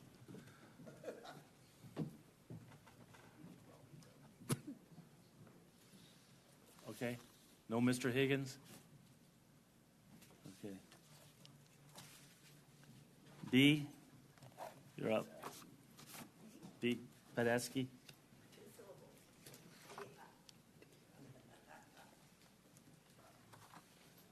My name is Dea Podolsky, and I live in unincorporated Pinal County near the Tonto Wilderness, which is a dark sky area. Thank you very much for dark skies. I just want, going off topic, but sometimes I've been in public meetings where you have 30 people talking on the same thing. When it becomes repetitive and no one's saying the opposite, that it's controlled that way. Anyway, last meeting, I talked about how communist countries control their citizens by limiting information. Today, I'll discuss another topic, fear. And Ms. Lopez definitely had a personal example of how people are controlled by fear. During the 1988-89 school year, my husband and I hosted an exchange teacher from Beijing, China. Zhao Li and I were driving home when I was pulled over by the police for expired tabs. The tabs were in the glove box. The officer told me to affix the tags to the place, and we were on our way. Zhao Li was terrified. She and her family had been sent to the countryside during the Cultural Revolution. The trauma of those years, where over 1 million were killed, left its mark. My blessed and privileged life made her fear incomprehensible. I came from a two-parent family, which was full of love and economic security. There was church on Sunday, football games on Friday, excellent school system, plenty of friends. But because this was my experience, it doesn't mean that it is the experience of everyone in the United States. People have been enslaved, deported, lynched, unwillingly sent to boarding schools and to internment camps. Fear is present today. People are swept off the streets without due process and taken to Louisiana, or even worse, El Salvador. Armed tanks are employed in residential areas to pick up people who have lived in this country for decades. Haitians, Cubans, Nicaraguans, and Venezuelans have lost their TPS status. On March 27th, I'm going to skip because I have things. Several states have passed laws mandating the posting of the Ten Commandments. Something from the New Testament would be more appropriate for instilling Christian values. I recommend John 13:34. A new command I give you, love one another as I have loved you, so you must love one another.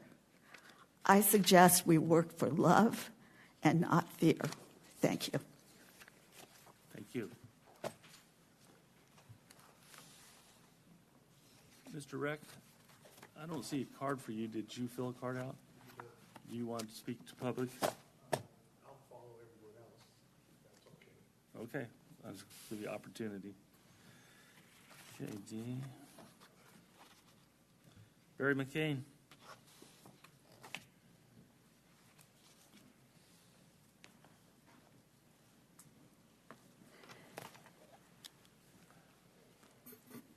Good morning, Chair Miller, supervisors, staff, and friends. I'm Barry McCain from the city of Maricopa. At the end of my illustrious 20-year military career, I learned a very valuable lesson that I think we can all learn from. My military career, I had my last admin in Top Gun. I had a supervisor of the department that a week before our admin, which is, it does the entire squadron audits. He had a doctor appointment on Monday, a week before the admin, and he was given 6 months to live. So he had 60 days on the books. So on Tuesday, he requested to take those 60 days to spend with family. On Thursday, it was denied. On Saturday, the supervisor died. And then the commanding officer said that we'll be fine without the supervisor. And I got upset because I felt that the commanding officer disrespected both the supervisor and the 20 years that he put in for this country and his family. We have to have honest and authentic people willing to have difficult conversation that will lead to a solution. Ill-gotten gain never profits anyone. Politics, said Aristotle, was not satisfying personal needs, but the process of discovering a common good. So that means that the people have to have the best quality of life in Pinal County, and the people have to be represented at the bargaining table, not on a menu. You've heard me say that we never deny history. The reason I got two examples for that, because people wanted a teacher in space, an engineer overlooked the rules, and as an engineer, I knew because properties of rubber condenses when it's too cold, and everybody died. The other case was the people wanted to graduate a woman from Top Gun, rules were overlooked, and she died landing on the USS Abraham Lincoln. The point is, we have rules for a reason. I've got 3 people who violated open meetings law in District 1. And because of that, I came on and said what happened. And Chairman Miller, I have a lot of respect for you as a person. But I was waiting for you to address the idiot in the room. Okay. I'm just saying we don't need that. Have a nice day. Okay. Judy Pordock, is that it? That's close. Hi, my name is Judy Portock. I live in Thunderbird Farms. I'm extremely concerned about the disposition of wastewater in the Maricopa area. In an article in Maricopa Magazine, it was stated that Global Water obtained a robust water rights portfolio for its Maricopa service area. And that means the water rights, known as designation of assured water supply, have allowed the city of Maricopa to continue to prudently grow without the hindrance of water constraints experienced in many other communities in Arizona. Prudent means wise, judicious, or wisely cautious in practical affairs, or careful in providing for the future. The number of apartment buildings is being built, the new developments everywhere, along with the explosion of the housing developments outside the city along Papago Road, and the additional developments coming soon on 347, all serviced by Global Water, seems anything but prudent. I believe the robust water rights portfolio should be re-examined in the city of Maricopa, and Global Water should be held to the same standards and water restraints as other parts of the state of Arizona. Along with the volume of water necessary to service tens of thousands, possibly hundreds of thousands of people. You also have the challenge of treating all their wastewater. I, for one, would like to know exactly how that's being handled. Maybe I should know, but I really don't. Is the wastewater being pumped back into the aquifer untreated? Is it pumped back into the aquifer after being treated? How often is it tested? What are the results? Has anyone besides Global Water determined the rate the aquifer is diminishing? It's ironic that earlier in the meeting you had a National Public Health Week proclamation, and there is very good chance that the water we drink is not safe and it's definitely not healthy. With unrestrained growth in the area, I fear that our water supply is not only in jeopardy, but it's being further contaminated by untreated wastewater. The town of Gilbert made a commitment to reuse 100% of its effluent water and has created a repair and preserve that is part of the property known as the Water Ranch. This property contains the town of Gilbert's drinking water treatment plant. The preserve contains 7 water recharge basins that are filled on a rotating basis and treated with effluent and allowed to percolate it into the aquifer where it's stored for future use.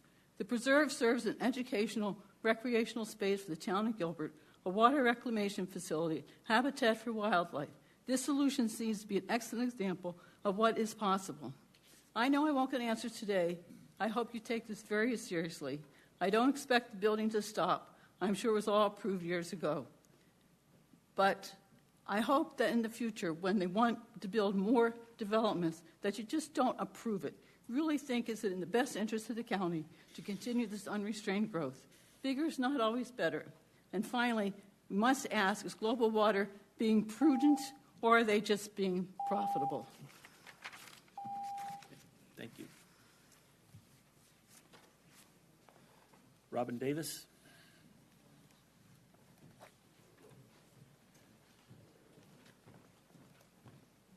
Again, Chair and Supervisors, I'm making the most out of my hour and 20-minute drive over from Hidden Valley.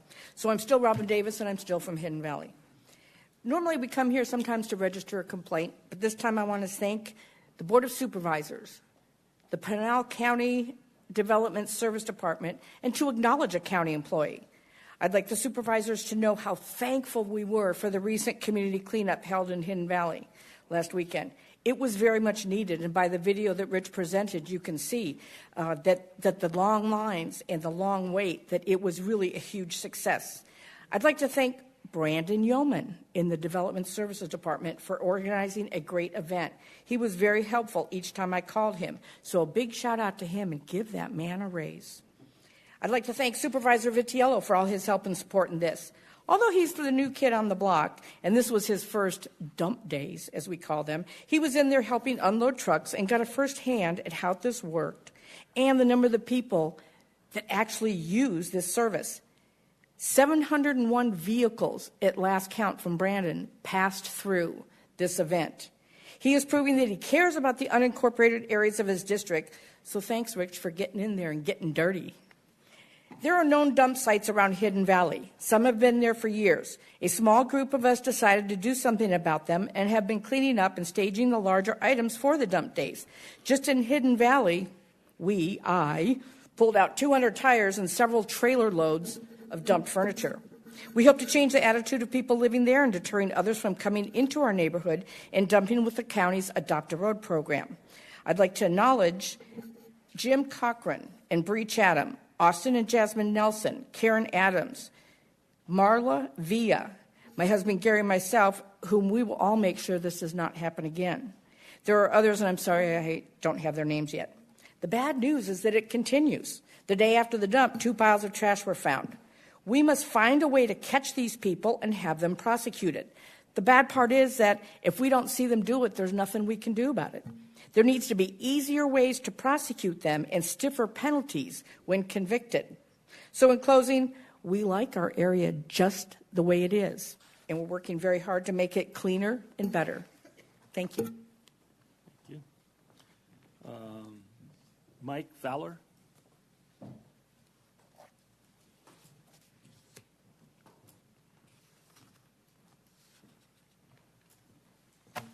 Good morning, Mr. Chairman, Board of Supervisors.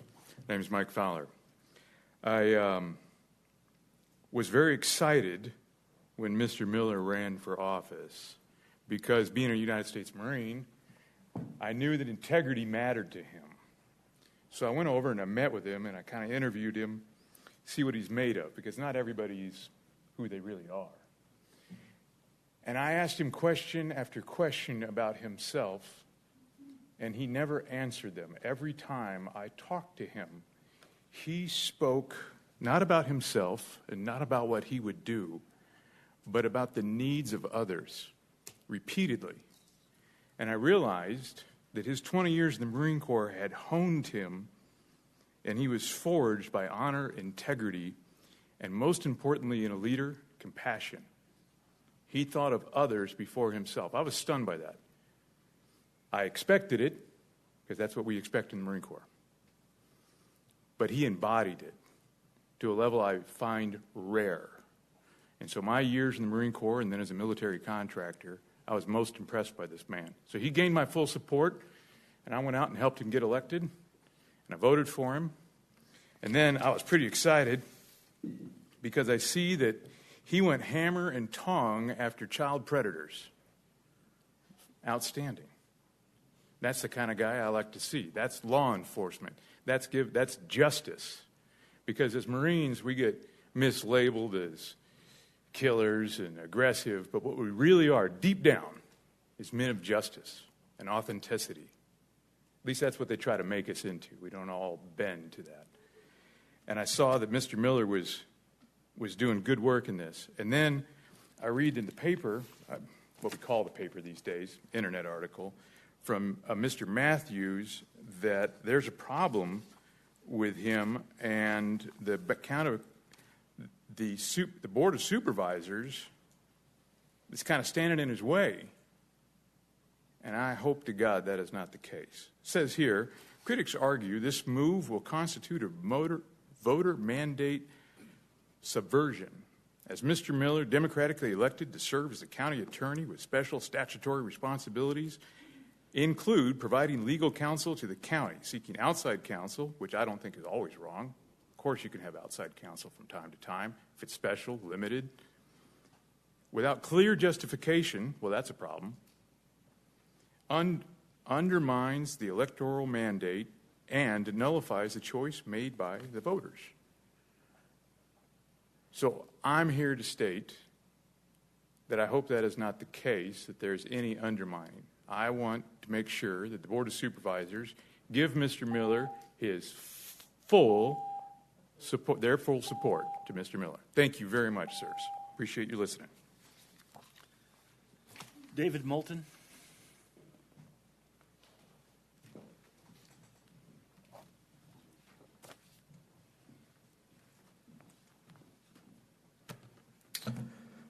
Good morning.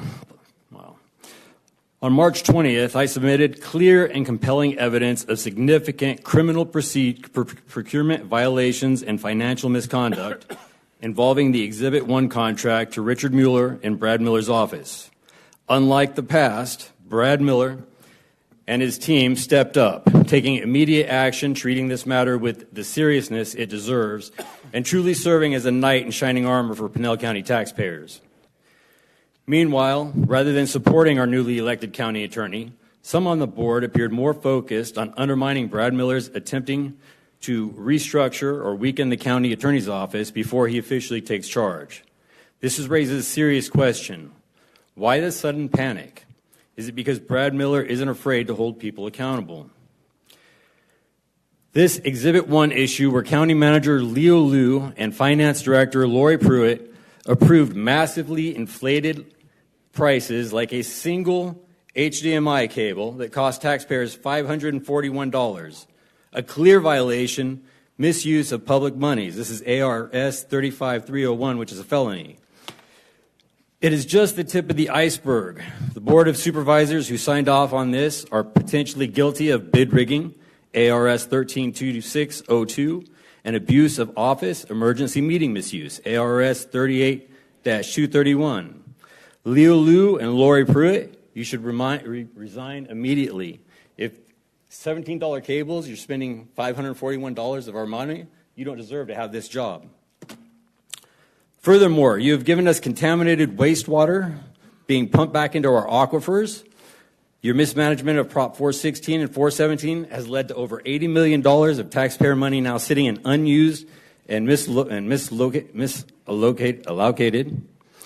With the involvement and advice of the Rose Law Group, it appears you consistently prioritize outside interests over your own constituents. I've personally experienced targeted harassment from code enforcement, clearly aimed at silencing me. Certain individuals who work or have worked in Pinal County have actively blackballed me, attempting to intimidate me and suppress my voice, simply for speaking out against the truth of the corruption and misuse of taxpayer dollars. I've asked Brad Miller to investigate several other serious issues, and I believe this is exactly why you're trying to strip Brad of his powers. This move reeks of panic. You know you're caught, and Brad will be obligated to prosecute you. Are some members of this board acting independently, or are they following advice from outside interests? Have any of you already received counsel on these issues from attorneys at the Rose Law Group or other lawyers who've donated to your campaigns? If so, this must be publicly disclosed. Anything less is a breach of public trust and transparency. We elected Brad to clean up. Okay, your 3 minutes is up. And we hope you get arrested. Thank you. Thank you.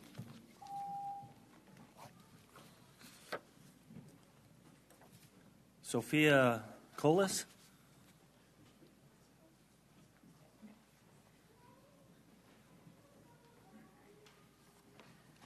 I don't know how that last name came out, but That's okay. Coleus. Thank you. I'm not really prepared, but I had seen this agenda item 8 recently and wanted to at least speak on it. I had seen the actions noted on the agenda as approval and disapproval, so it's good to hear that supervisors will have a discussion on Friday. I was questioning that, and it seems like it's in keeping with the open meeting law. The agenda item as it's written right now is just questionable. There were not any attachments, no supporting documents, so being member of the public, not knowing really what the depth of this agenda item is. Also, it's noted conflict of interest or lack of harmony. How is that defined? Is this legitimate as it pertains to employment matters with our county attorney? So it just seems like more information is needed. So it's good to hear that this will be discussed on Friday. And just being a member of the public, I have a huge concern with this. So thank you. Thank you. Malika Jacobs?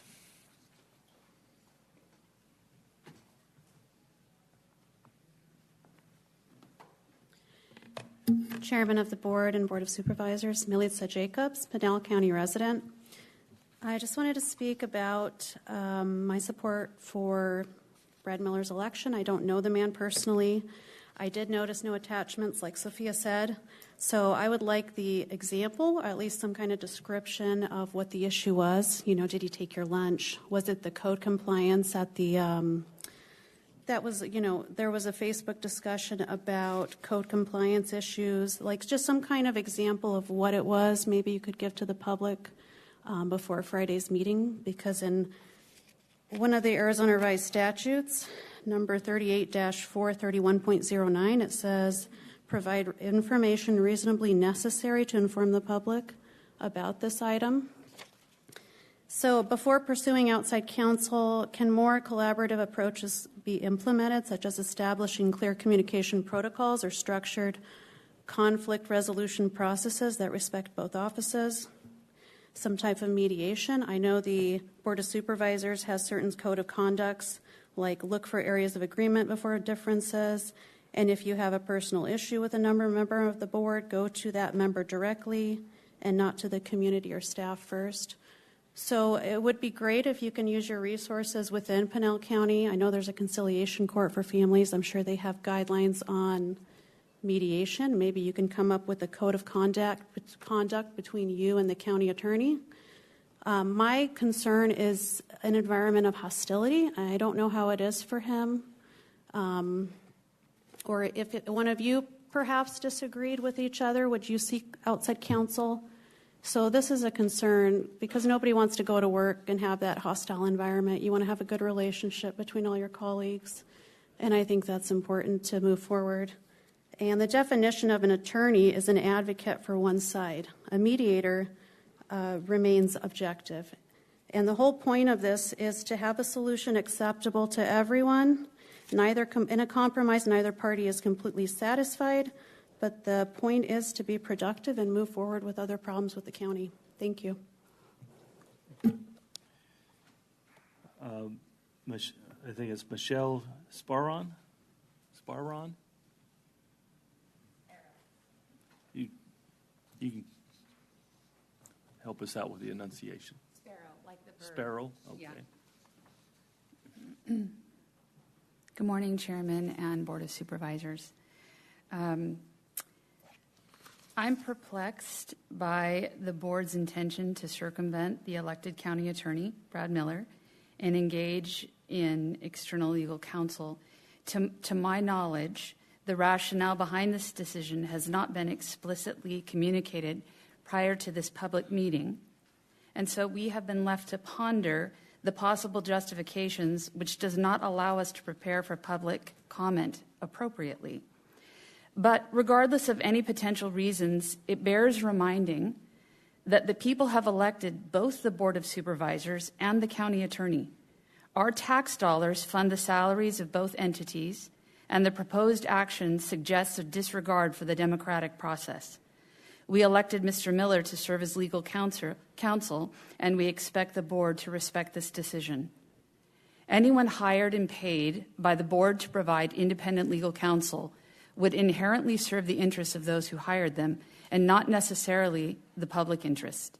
This creates a fundamental conflict where the council's financial relationship with the board undermines true neutrality.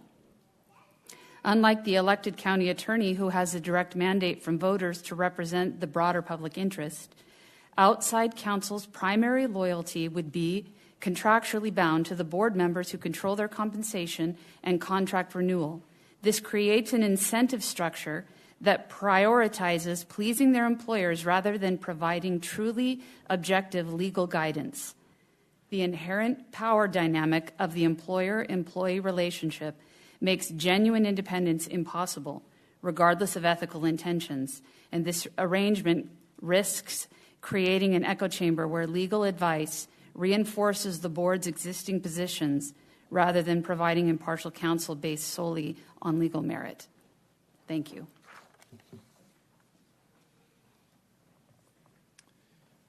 Is it Kim Gray? Gray. Good morning, Mr. Chairman, Supervisors. My name is Kim Grady. I'm Pinal County unincorporated resident. I am here to support our new Pinal County attorney, Brad Miller. I've gotten to know him a little bit. I believe in what he's doing. Wow, you guys got a lot going on. You've had the recent zoning code, come up, and the public stood up against you, and that was a good thing. We're going to continue to stand up against you. If you do not support our decision, we want change. That's why we elected Trump. That's why I elected Brad Miller. And we don't know, like the previous speakers have said, we don't really know what your intention is with this, and that's not good. That doesn't give us any faith in you, doesn't give us any trust in you. There's three things that we need to have a trustworthy government. It's accountability, transparency, and following the rule of law. If you can't do those three things, then you really need to think about what you're doing. I hope that things come out good on Friday. I will tell you, I've been subjected by Supervisor Surdy to a lot of intimidation. Please don't intimidate people when they speak up for themselves, when they speak up for what they believe in, when they speak up for what's right. Accountability, transparency, and rule of law. Wayne, is it Wayne Bush? Is it a B or a D? Bush. Chairman Miller, board members. My name is Wayne Bush. I'm with in unincorporated Pinal County also. I want to speak up on behalf of Brad Miller. In 2017, a brand new county attorney started in January, and by November of that year, he had rubber stamped a transportation excise tax to go on the ballot that was supported by the Board of Supervisors, that eventually raised about $90 million and was completely illegal. The Supreme Court of Arizona said it's completely unfair to place a tax disproportionately on the poor populations of the county. And that's exactly what that did, that you or the previous Board of Supervisors at the time rubber stamped. Here's the problem. It was illegal. The Supreme Court said it very much was apparently illegal from the beginning. But it happened. You didn't get in his way, and you never got in his way. Now we have a county attorney who is enforcing the law, whose first tasks involve creating a task force to go after human trafficking and to fight the problems that we have with crime, both in government and in our county. And it looks from the outside like you're getting in his way. We don't know exactly what this little dispute is about, but we can say it looks like you're getting in his way.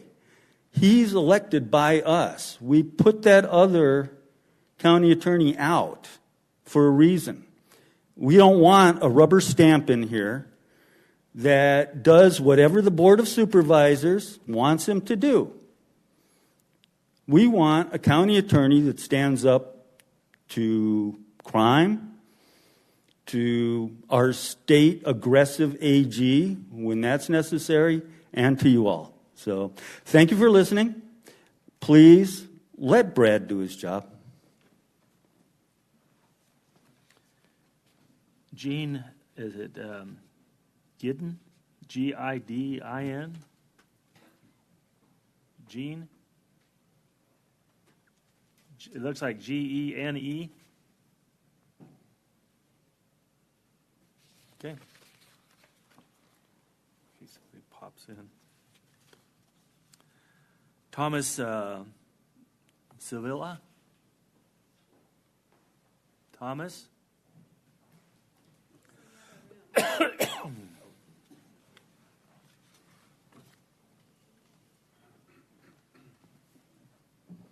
Thomas Silva. I'm a resident of Pinal County. We the people spoke in the last election, and we were happy with everyone that's here today because you all are continuing to represent us. Welcome, Rich Vitello. We just wanted one new representative besides Rich, and that was our county attorney, Brad Miller. And what I've appreciated since I've started watching the board meetings is that I've noticed that you listen to people, and I also like that you are welcoming to the community some people that aren't as familiar with the democratic process. But I'm really happy with Brad because for the first time in 8 years, we've seen a decrease in crime, and I'm really excited about his special victims unit, that he's working towards stopping human trafficking. But it came to my attention recently that there has been a plot to subvert him since before he came into the office, 3 months before. And I don't understand why we would go against somebody before they take office when we're the people that are asking him to take office. So if I could play the 17 seconds from the meeting where this topic was brought up 3 months before Brad took office. And I do like you, Jeffrey McClure, but this would be you speaking on this topic. I'd like to request that the county attorney provide us with an opinion of this board or any other county elected official, the ability to seek outside legal advice on matters that we might not see eye to eye on with the county attorney. A disharmony issue, I believe. So we're talking about bringing in unelected attorneys where there's an issue of disharmony before he's taken office. And this is what the ousted attorney Volkmer responded. He was still in office in his last month. If I don't agree with what I'm telling you, I'm trying to tell you how to work your way around me. That's right. That's what I want you to tell me. So I don't want you to use advice from the ousted attorney to undermine Brad. And I don't want you to use advice from outside attorneys to undermine Brad, especially in the area of employment. I want each of you to be effective at what you do. I want Jeff Surdy to be able to hire the staff he needs for Jeff Surdy's office to be effective. I want Rich to hire the staff he needs to be effective without interference, and I don't want people bringing in outside attorneys to disrupt that process, which seems to be what is going on. In my understanding, attorneys and clerks are supposed to work under our county attorney, and if the attorneys were supposed to work directly for the Board of Supervisors, we wouldn't have an election. So we need the county attorney to be responsible for legal issues and over the things that attorneys are supposed to do. Thank you. Thank you. Barbara Silva? Barbara? Is she here? She's not here? She is here. Oh, she is here.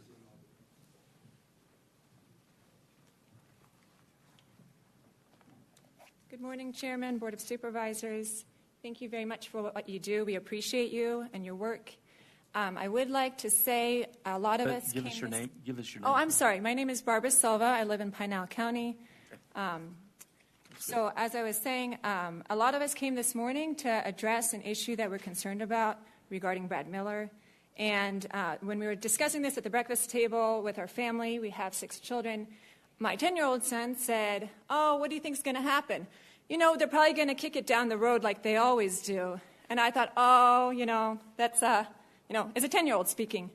But unfortunately, when we came and we came to agenda number 8, that seems to be exactly the case of what is happening, is that you're trying to push this down the road. And when a lot of people show up to talk, we don't want to be pushed down the road. We want to be able to address you and voice our concerns.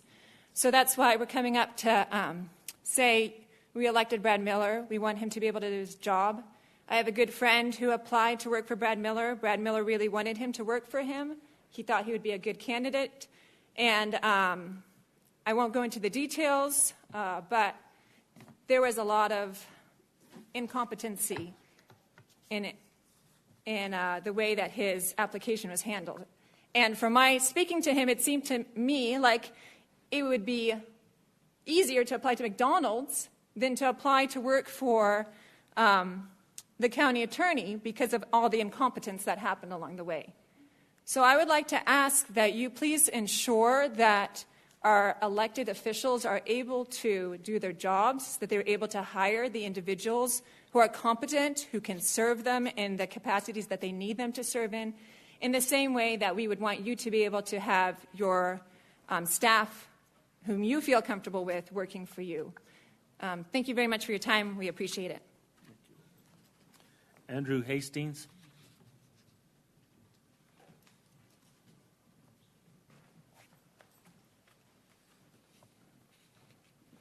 Good morning, Chairman, Board of Supervisors.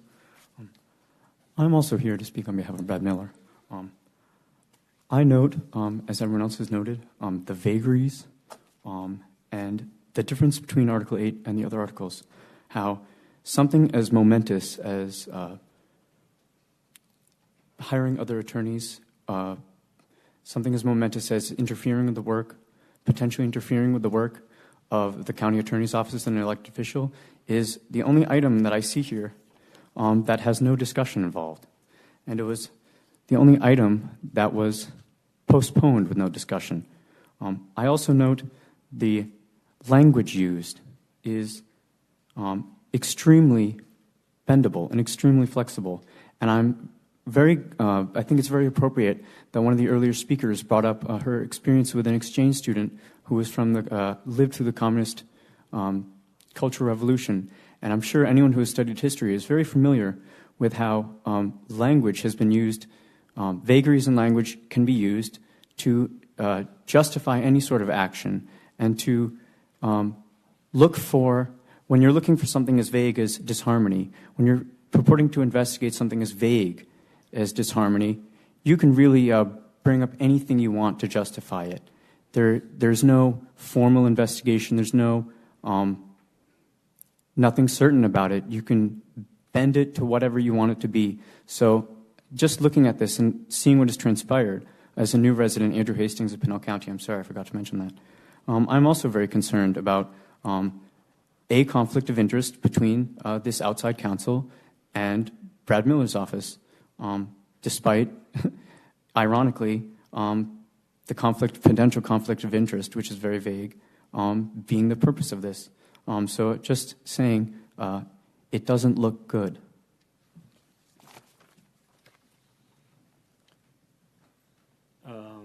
Effie Zamatos?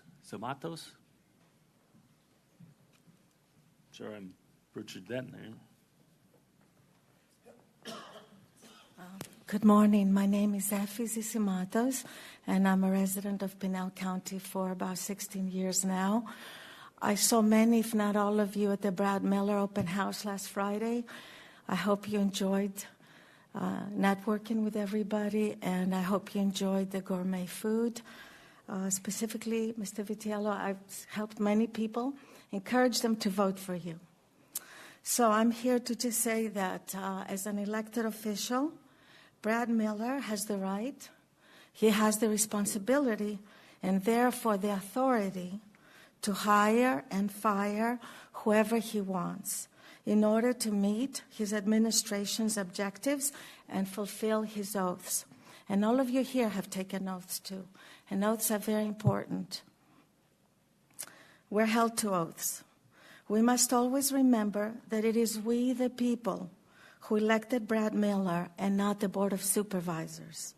We, the people, elected him to execute the laws, and now you want to spend our tax money to circumvent the one that we, the people, chose.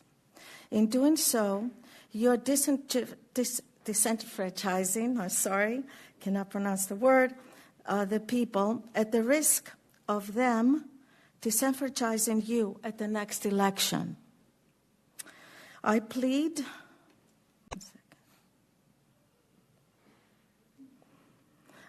with you to not hamper his efforts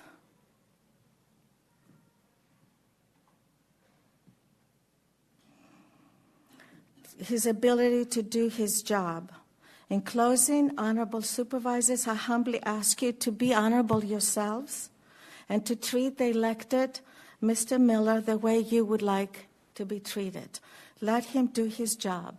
So I thank you for the courtesy of your time to hear my strong objection to your goals. Thank you. Chris Dizick? D-I-Z-I-C-K?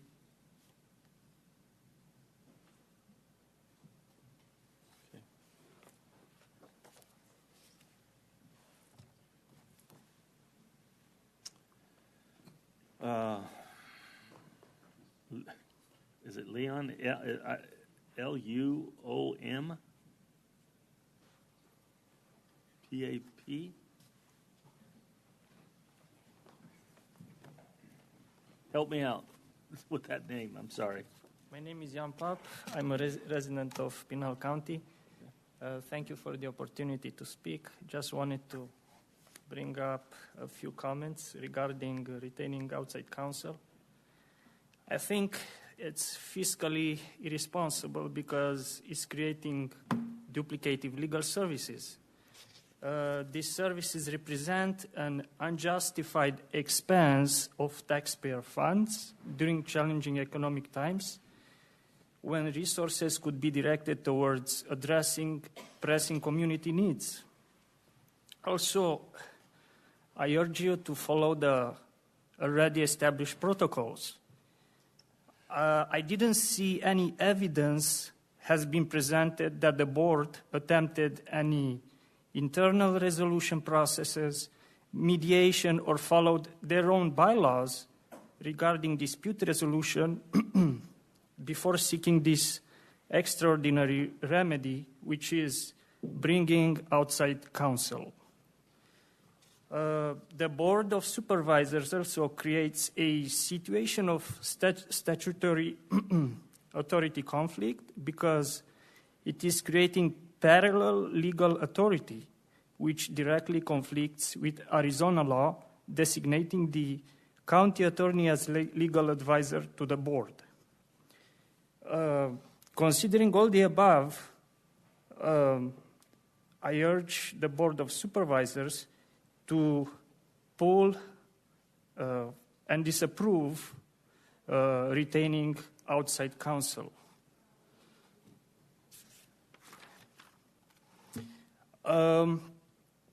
There are a few recommendations that can be considered, especially to ensure greater transparency. So, for example, establishing a clearer criteria for determining when a conflict of interest or internal disharmony necessitates hiring of outside counsel. This process could potentially involve independent review. Mandate a higher degree of transparency in the process of selecting and contracting outside counsel. This should include public disclosure of the specific reasons for hiring, the criteria used in the selection process, the scope of the work outlined in a contract, and fee arrangements. The oversight role of the county attorney's office should be bolstered. Also, the Board of Supervisors should promote public scrutiny and debate by providing avenues for citizens and legal experts to raise concerns about instances where outside counsel is hired. Okay, Thank you. Kathleen Winter.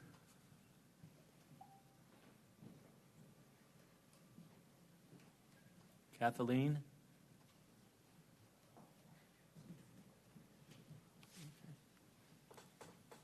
Set it aside. Brandy Wilkovich. Brandy. She's in the other room. Can somebody look in there and see? Chairman, I confirm that there was no one left in the overflow room that wanted to speak.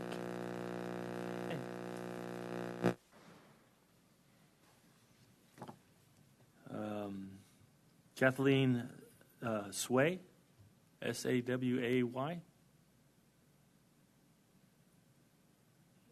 She left. Thank you.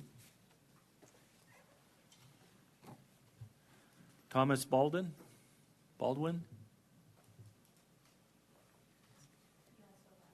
Okay.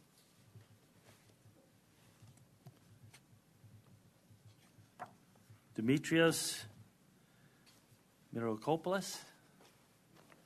Help me out with that last name, if you don't mind. Markopoulos. Thank you, Chairman and Supervisors. And thank you for all the good work you're doing. Clearly, all these agenda items are amazing, and Pinal County is a wonderful place to live, and you have a lot of happy people here. I am a transplant in Arizona from Canada. I left Canada because it has a very obvious legislative weakness, and Trump has exposed that weakness. For 9 years, almost 10 years, someone took a wrecking ball to the economy, buried the resources in the ground, and under the British legislative system, we couldn't get rid of the guy. He found a minority government loophole where he won a small will of the people, a minority will of the people. He bribed the other minority guy to prop him up, and for years and years we were not able to get rid of him. You Americans, I'm a taxpayer now, not a full American, God willing one day, your country was blessed by God. The founding fathers were inspired by God to put legislative processes in place that if a bad actor got into place, that, let's just say, hypothetically let tens of millions of illegals into the country, you could tie his hands after 2 years and flip things. Similarly, in Canada, we don't have a recall process. Here you do have a recall process. If a county attorney was behaving against the will of the people, you'd be able to recall that county attorney or any elected representative. But we don't have that in Canada. So this is a much better place to live, a much more civilized place to live because of your legislation.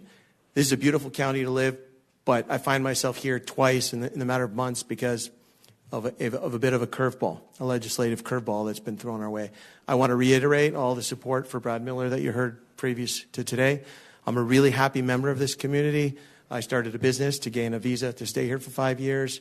I'm on the volunteer fire department board. I'm on the board of the local school that just started. My godbrother and I just started a semi-professional soccer team in downtown Florence. We have our first game Sunday night at Florence High School. I hope you guys can come. It's called Florence FC. And I'm super happy to be here, but we really, really want you guys to represent the will of the people. And in this case, that includes allowing Mr. Miller to deliver the mandate that he was voted in for. We were very, very pleased that he immediately tackled human trafficking. I have 7 children, including young ones. That's a real fear for us in our county. The fact that he said he was going to tackle it, and he did tackle it, is a very powerful message to us that he's doing what we asked him to do and what we voted him in to do. So in your special meeting on Friday, I really hope that you consider the comments of the people here today. Give Mr. Miller time to implement the agenda that we voted him in for. And I look forward, as a large investor in Florence, I look forward to working with you to unfold what I'd like to do in Pinal County, but that includes living in a safe environment, and that means having Mr. Miller do his job. Thank you very much. Alina, looks like Estres, Hatseras, Estres. Okay.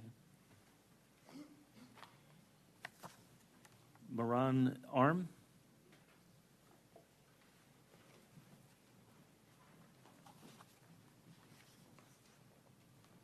Good morning to you all, and thank you for giving me the opportunity to speak, and thank you for the great work you do here.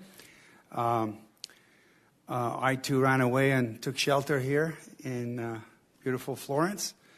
I always introduce myself as a California refugee because they treated us so poorly during COVID, and we're very blessed to be here. We sold everything, all the real estate we had there, and brought it all here. Did some major construction here downtown to truly make Florence great again. I really believe that this place has such incredible potential. And the way the government runs in California, we could go on hours about that, and we're happy we're here and not in California.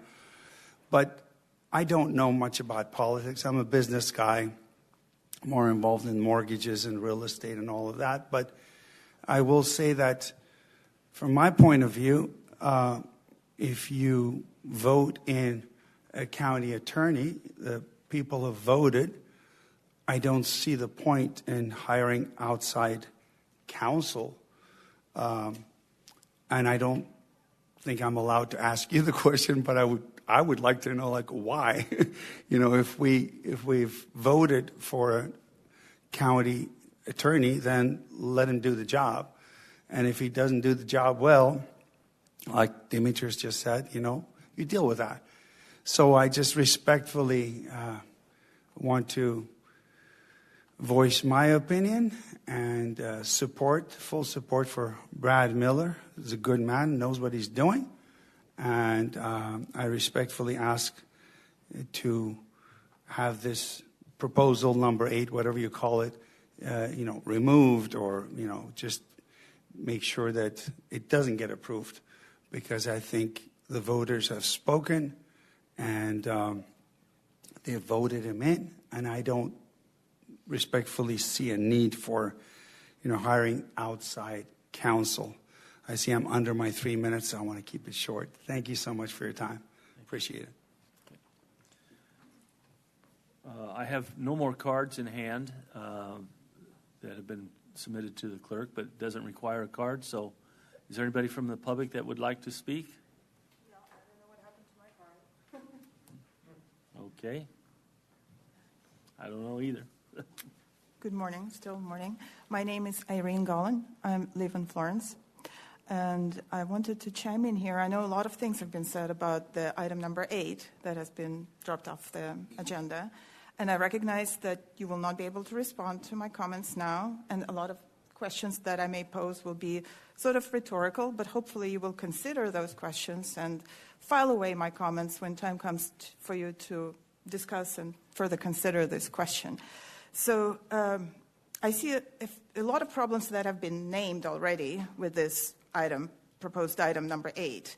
The one thing that I wanted to point out is that it's sort of, and I'm not saying it's that's what's happening, but it creates an impression that the public trust is being undermined.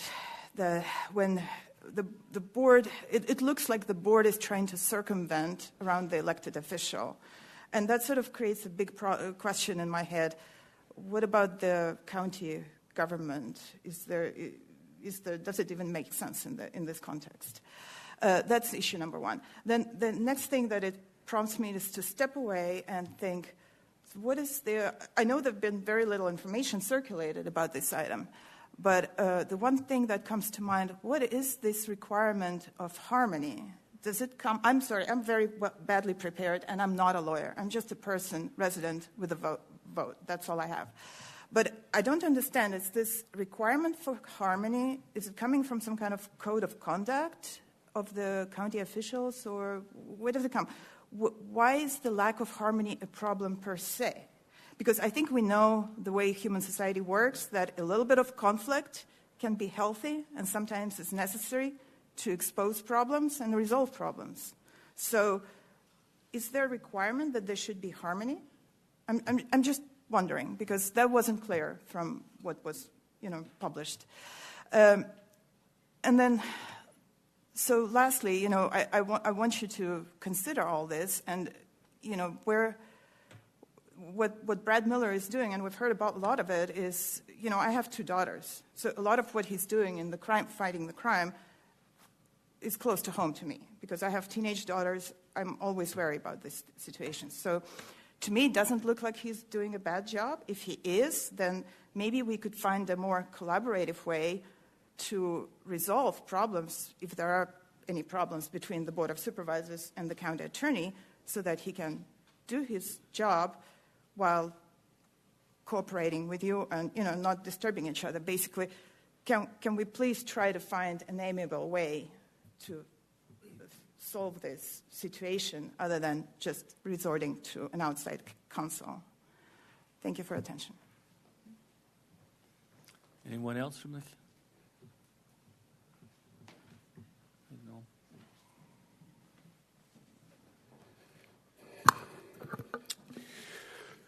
I'm Noel Reck from Eloy. I had a difficult time preparing my remarks for today. There's just so much insanity coming out of Washington, D.C., too many cruel, heartless, senseless, incompetent actions to wrap my head around. Indeed, that's a stated goal of Project 2025, its primary author, OMB Director Vogt, and the Trump-Musk regime, to overwhelm the populace to the point of exhaustion.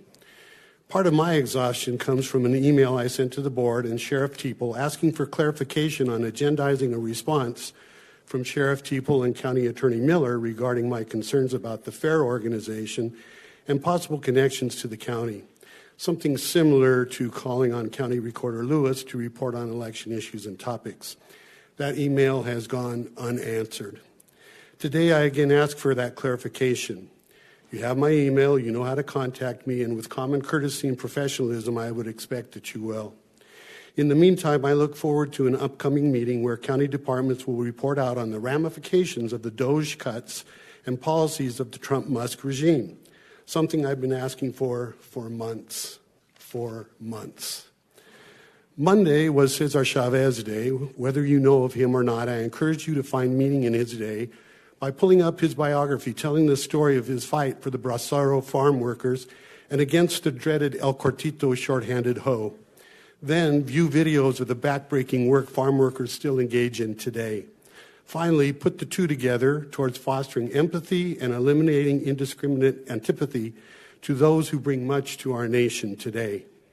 Monday was also the day Senator Cory Booker began to speak for 25 straight hours on the Senate floor to slow things down and bring further attention to the mess that we're in. If he can do that, I urge my fellow citizens to take a few hours out of your day this Saturday to engage in peaceful protests that will take place nationwide, whether it be in Phoenix, Tucson, or on Florence Boulevard in Casa Grande starting at 10 o'clock. Let your voices be heard that this madness must stop. I ask this assemblage to engage in reflection of where you stand with all of this. Will you stand up to preserve our democratic republic, or will you stand by as it's destroyed and descends into autocracy? Lastly, I don't know what's going on with County Attorney Miller, but I do think it's interesting that he left before Call to the Public came about. Most of the comments, of course, were directed in his favor. But again, I find it interesting that he didn't stick around for Call to the Public. Thank you. Well, ma'am? Have you spoken before? I have, but I just want to mention... No, I'm sorry. I'm sorry, but No. that was very deceptive because a lot of people left and you weren't in a neutral position. Ma'am, take your seat. You had your Call to the Public opportunity. Have to keep some order around here. Try to, anyway. Mr. With Revelis? permission, Mr. Chairman. Sure. Roberto Revelis, resident of Gold Canyon. Today's agenda presents a surreal environment that should make us all feel uncomfortable. Approving a National Crime Victims Proclamation and a National Public Health Week proclamation. Good proclamations. However, they come at a time when all of us have become victims of an unaccountable perpetrator of crime. We are become victims of the January 6th attempt at overthrowing a presidential election, a crime for which an unapologetic Donald Trump has not been held accountable. No accountability for presidential executive orders that threaten our personal security here, our public health, and our constitutional freedom. No justifiable discussion about the hundreds of victims currently being denied our Constitution's First Amendment right of freedom of speech. Victims snatched up from American streets, arrested, detained without criminal charges, deported without due process. No discussion of our 23 states' lawsuit against the Trump administration's denial of $11 billion for public health, mental health, and addiction services. No accountability for Trump's chaotic executive orders affecting Pinal County's economy, public health, schools, environment, workforce, roads and highways, and sanctuary of our churches. Despite display of intentional negligence of these threats, the American public is still free enough to dare confront the undeniable display of fascism emanating from Washington. We must not be silenced by fear unbridled authoritarians. I encourage fellow defenders of our Constitution to join in resistance to these threats facing us all. Dare to speak out, dare to peaceably assemble, dare to demand accountability, and a question in absentia for former Chairman Michael Goodman. Any regrets or remorse for politically endorsing Donald Trump on behalf of yourself and some members of your church? An endorsement that was abusively delivered from the chairman's seat. Thank you, Mr. Chairman. Thank you. Okay. Anybody else?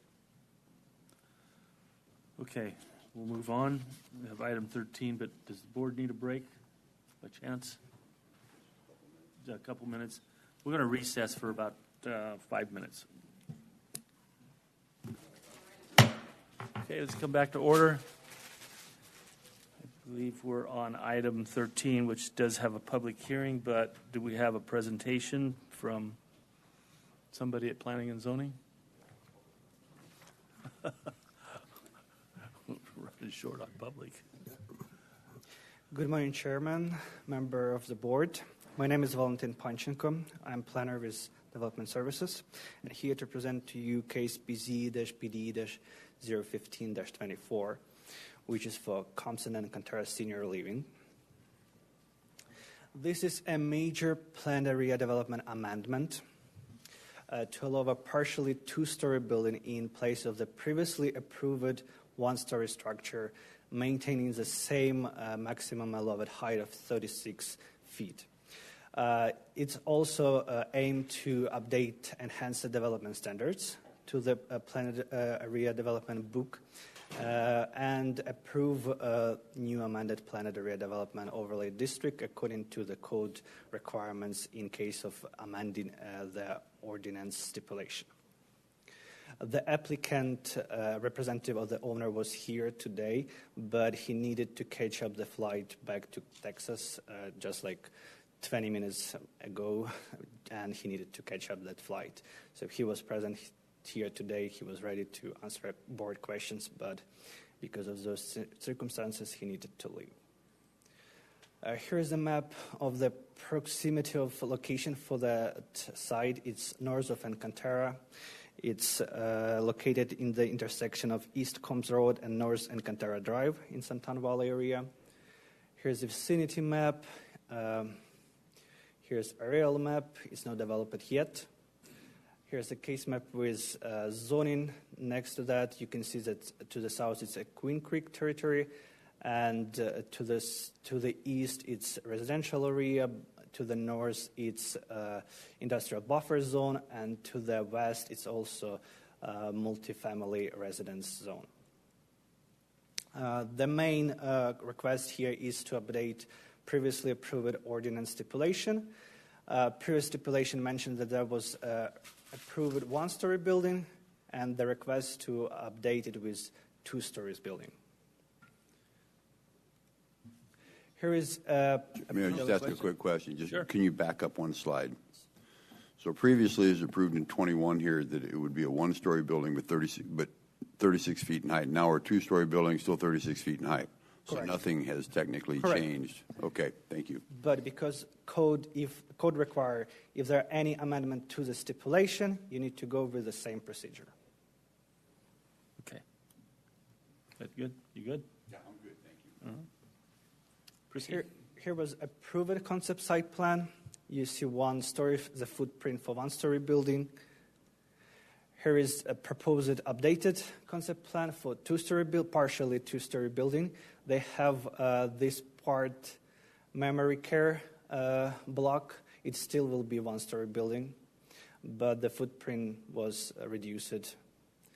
Here to compare both previously approved and new proposed conceptual plan. Here is the design. In the top, you will see the previously approved design for the building, and in the bottom, you will see the design for the new proposed. The same height, just second story. There are also updates to development standards in PED book. So additional story. They also are able to add new units up to 118 units. That's because they are able to provide 75 parking spaces, and code allows to do that number of parking spaces for that number of units and number of staff they have. So that's a limit they can do actually with that parking that they can provide. And they are also doubled open spaces with additional internal parks, dog parks inside that building. They reduced building coverage. They increased setbacks from different sides, and they improved building design. So there was also in previous ordinance there was 18 stipulations, but 2 of them are not valid anymore because it was fulfilled about the split of the parcel and rezone. So they are actually not needed to be added in new PD overlay district. That's why we have different number of stipulation for this case. Basically, there are no concerns about current request. It will keep the same height of the building.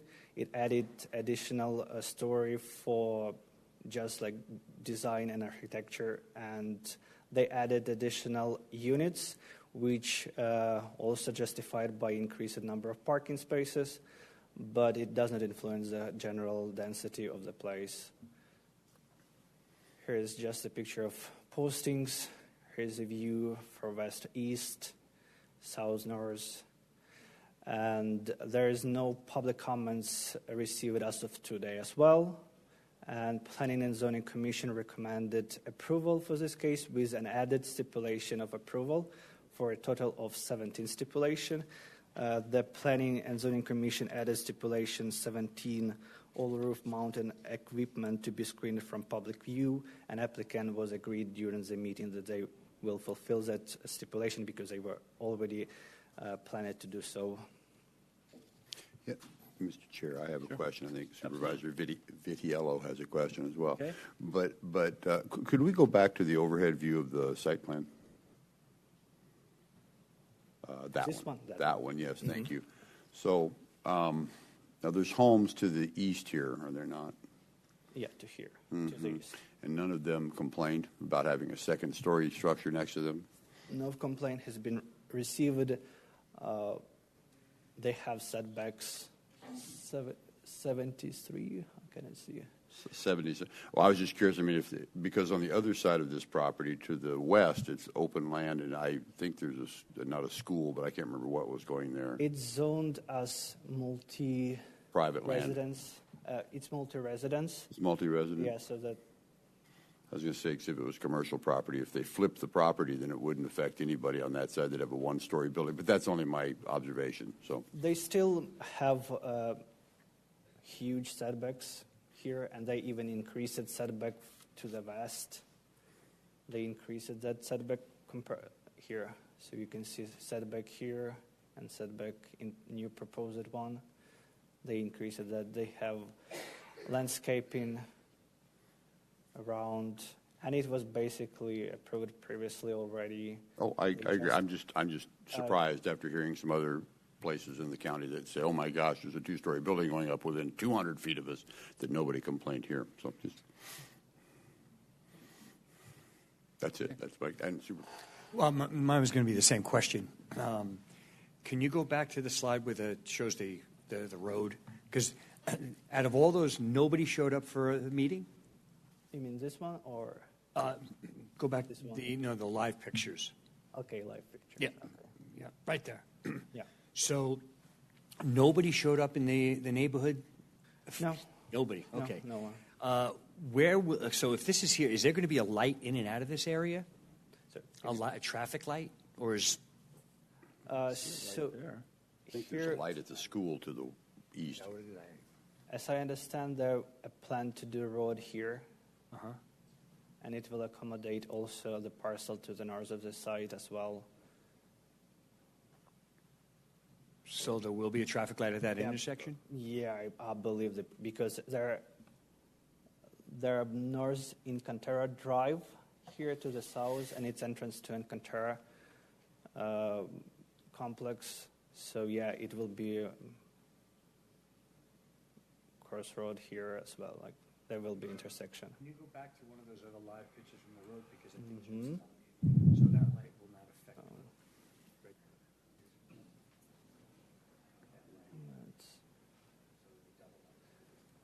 So there are already lights here to turn. Like if you will look here, it's turned to the left and our side to the right.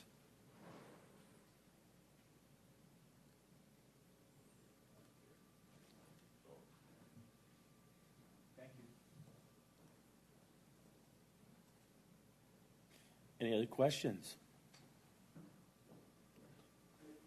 Okay, this does have a public hearing component. I'll open up the public hearing. We'll be given 3 minutes. Seeing none, I'll close the public hearing. Thank you. Thank you. Any other questions? Board's pleasure. Mr. Chair, I move we approve item 13 as presented with 17 stipulations. 17. Sorry. Okay, I have a motion. Do I have a second? I'm wasting away here. I'm kidding. I have a motion and a second. All in favor signify by saying aye. Aye. Aye. Opposed say nay. Ayes have it. Thank you very much. Brings us to item 14. 14 and 15 were continued from the last board meeting, I believe. I went into exec session and asked a question, and I think I was told by Sherry that we have an answer. Do we need to do the answer in exec session, or can it be out here in the open? Because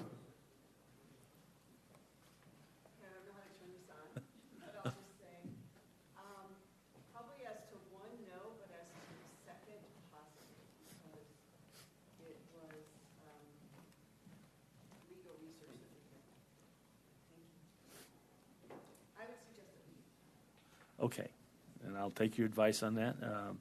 So can I get a motion to go into exec session? Mr. Chair, I move that we recess the regular board meeting and move to executive session. I have a motion. Do I have a second? I have a motion and a second. All in favor signify by saying aye. Aye. Say nay. Ayes have it. Thank you. We're in exec session. The Board of Supervisors. I have a motion. Do I have a second? Second. Motion and a second. All in favor signify by saying aye. Aye. Opposed, say nay. Ayes have it. Item 14. Does anybody want? Oh, there we go. Thank you, Diane. Thank you, Chairman That's an Miller. explanation of what we're doing. Thank you, Chairman Miller, Board of Supervisors. We're here today on item 14, just as the Treasurer's Office, Kelly Monroe from the Treasurers. We're looking for an approval on abatement in regards to this parcel. And do you have any questions? Any questions? Board's pleasure. Mr. Chair, I move we approve item 14 as presented. I have a motion. Do I have a second? I have a motion and a second. All in favor signify by saying aye. Aye. Aye. Opposed, say nay. Ayes have it. 15. Same thing. Any questions? Board's pleasure. Mr. Chair, I move we approve item 15 as presented. Second. Do I have a second? Second. Motion and second. All in favor signify by saying aye. Aye. Aye. Opposed, say nay. Ayes have it. Thank you. This meeting's adjourned. Thank you, everyone.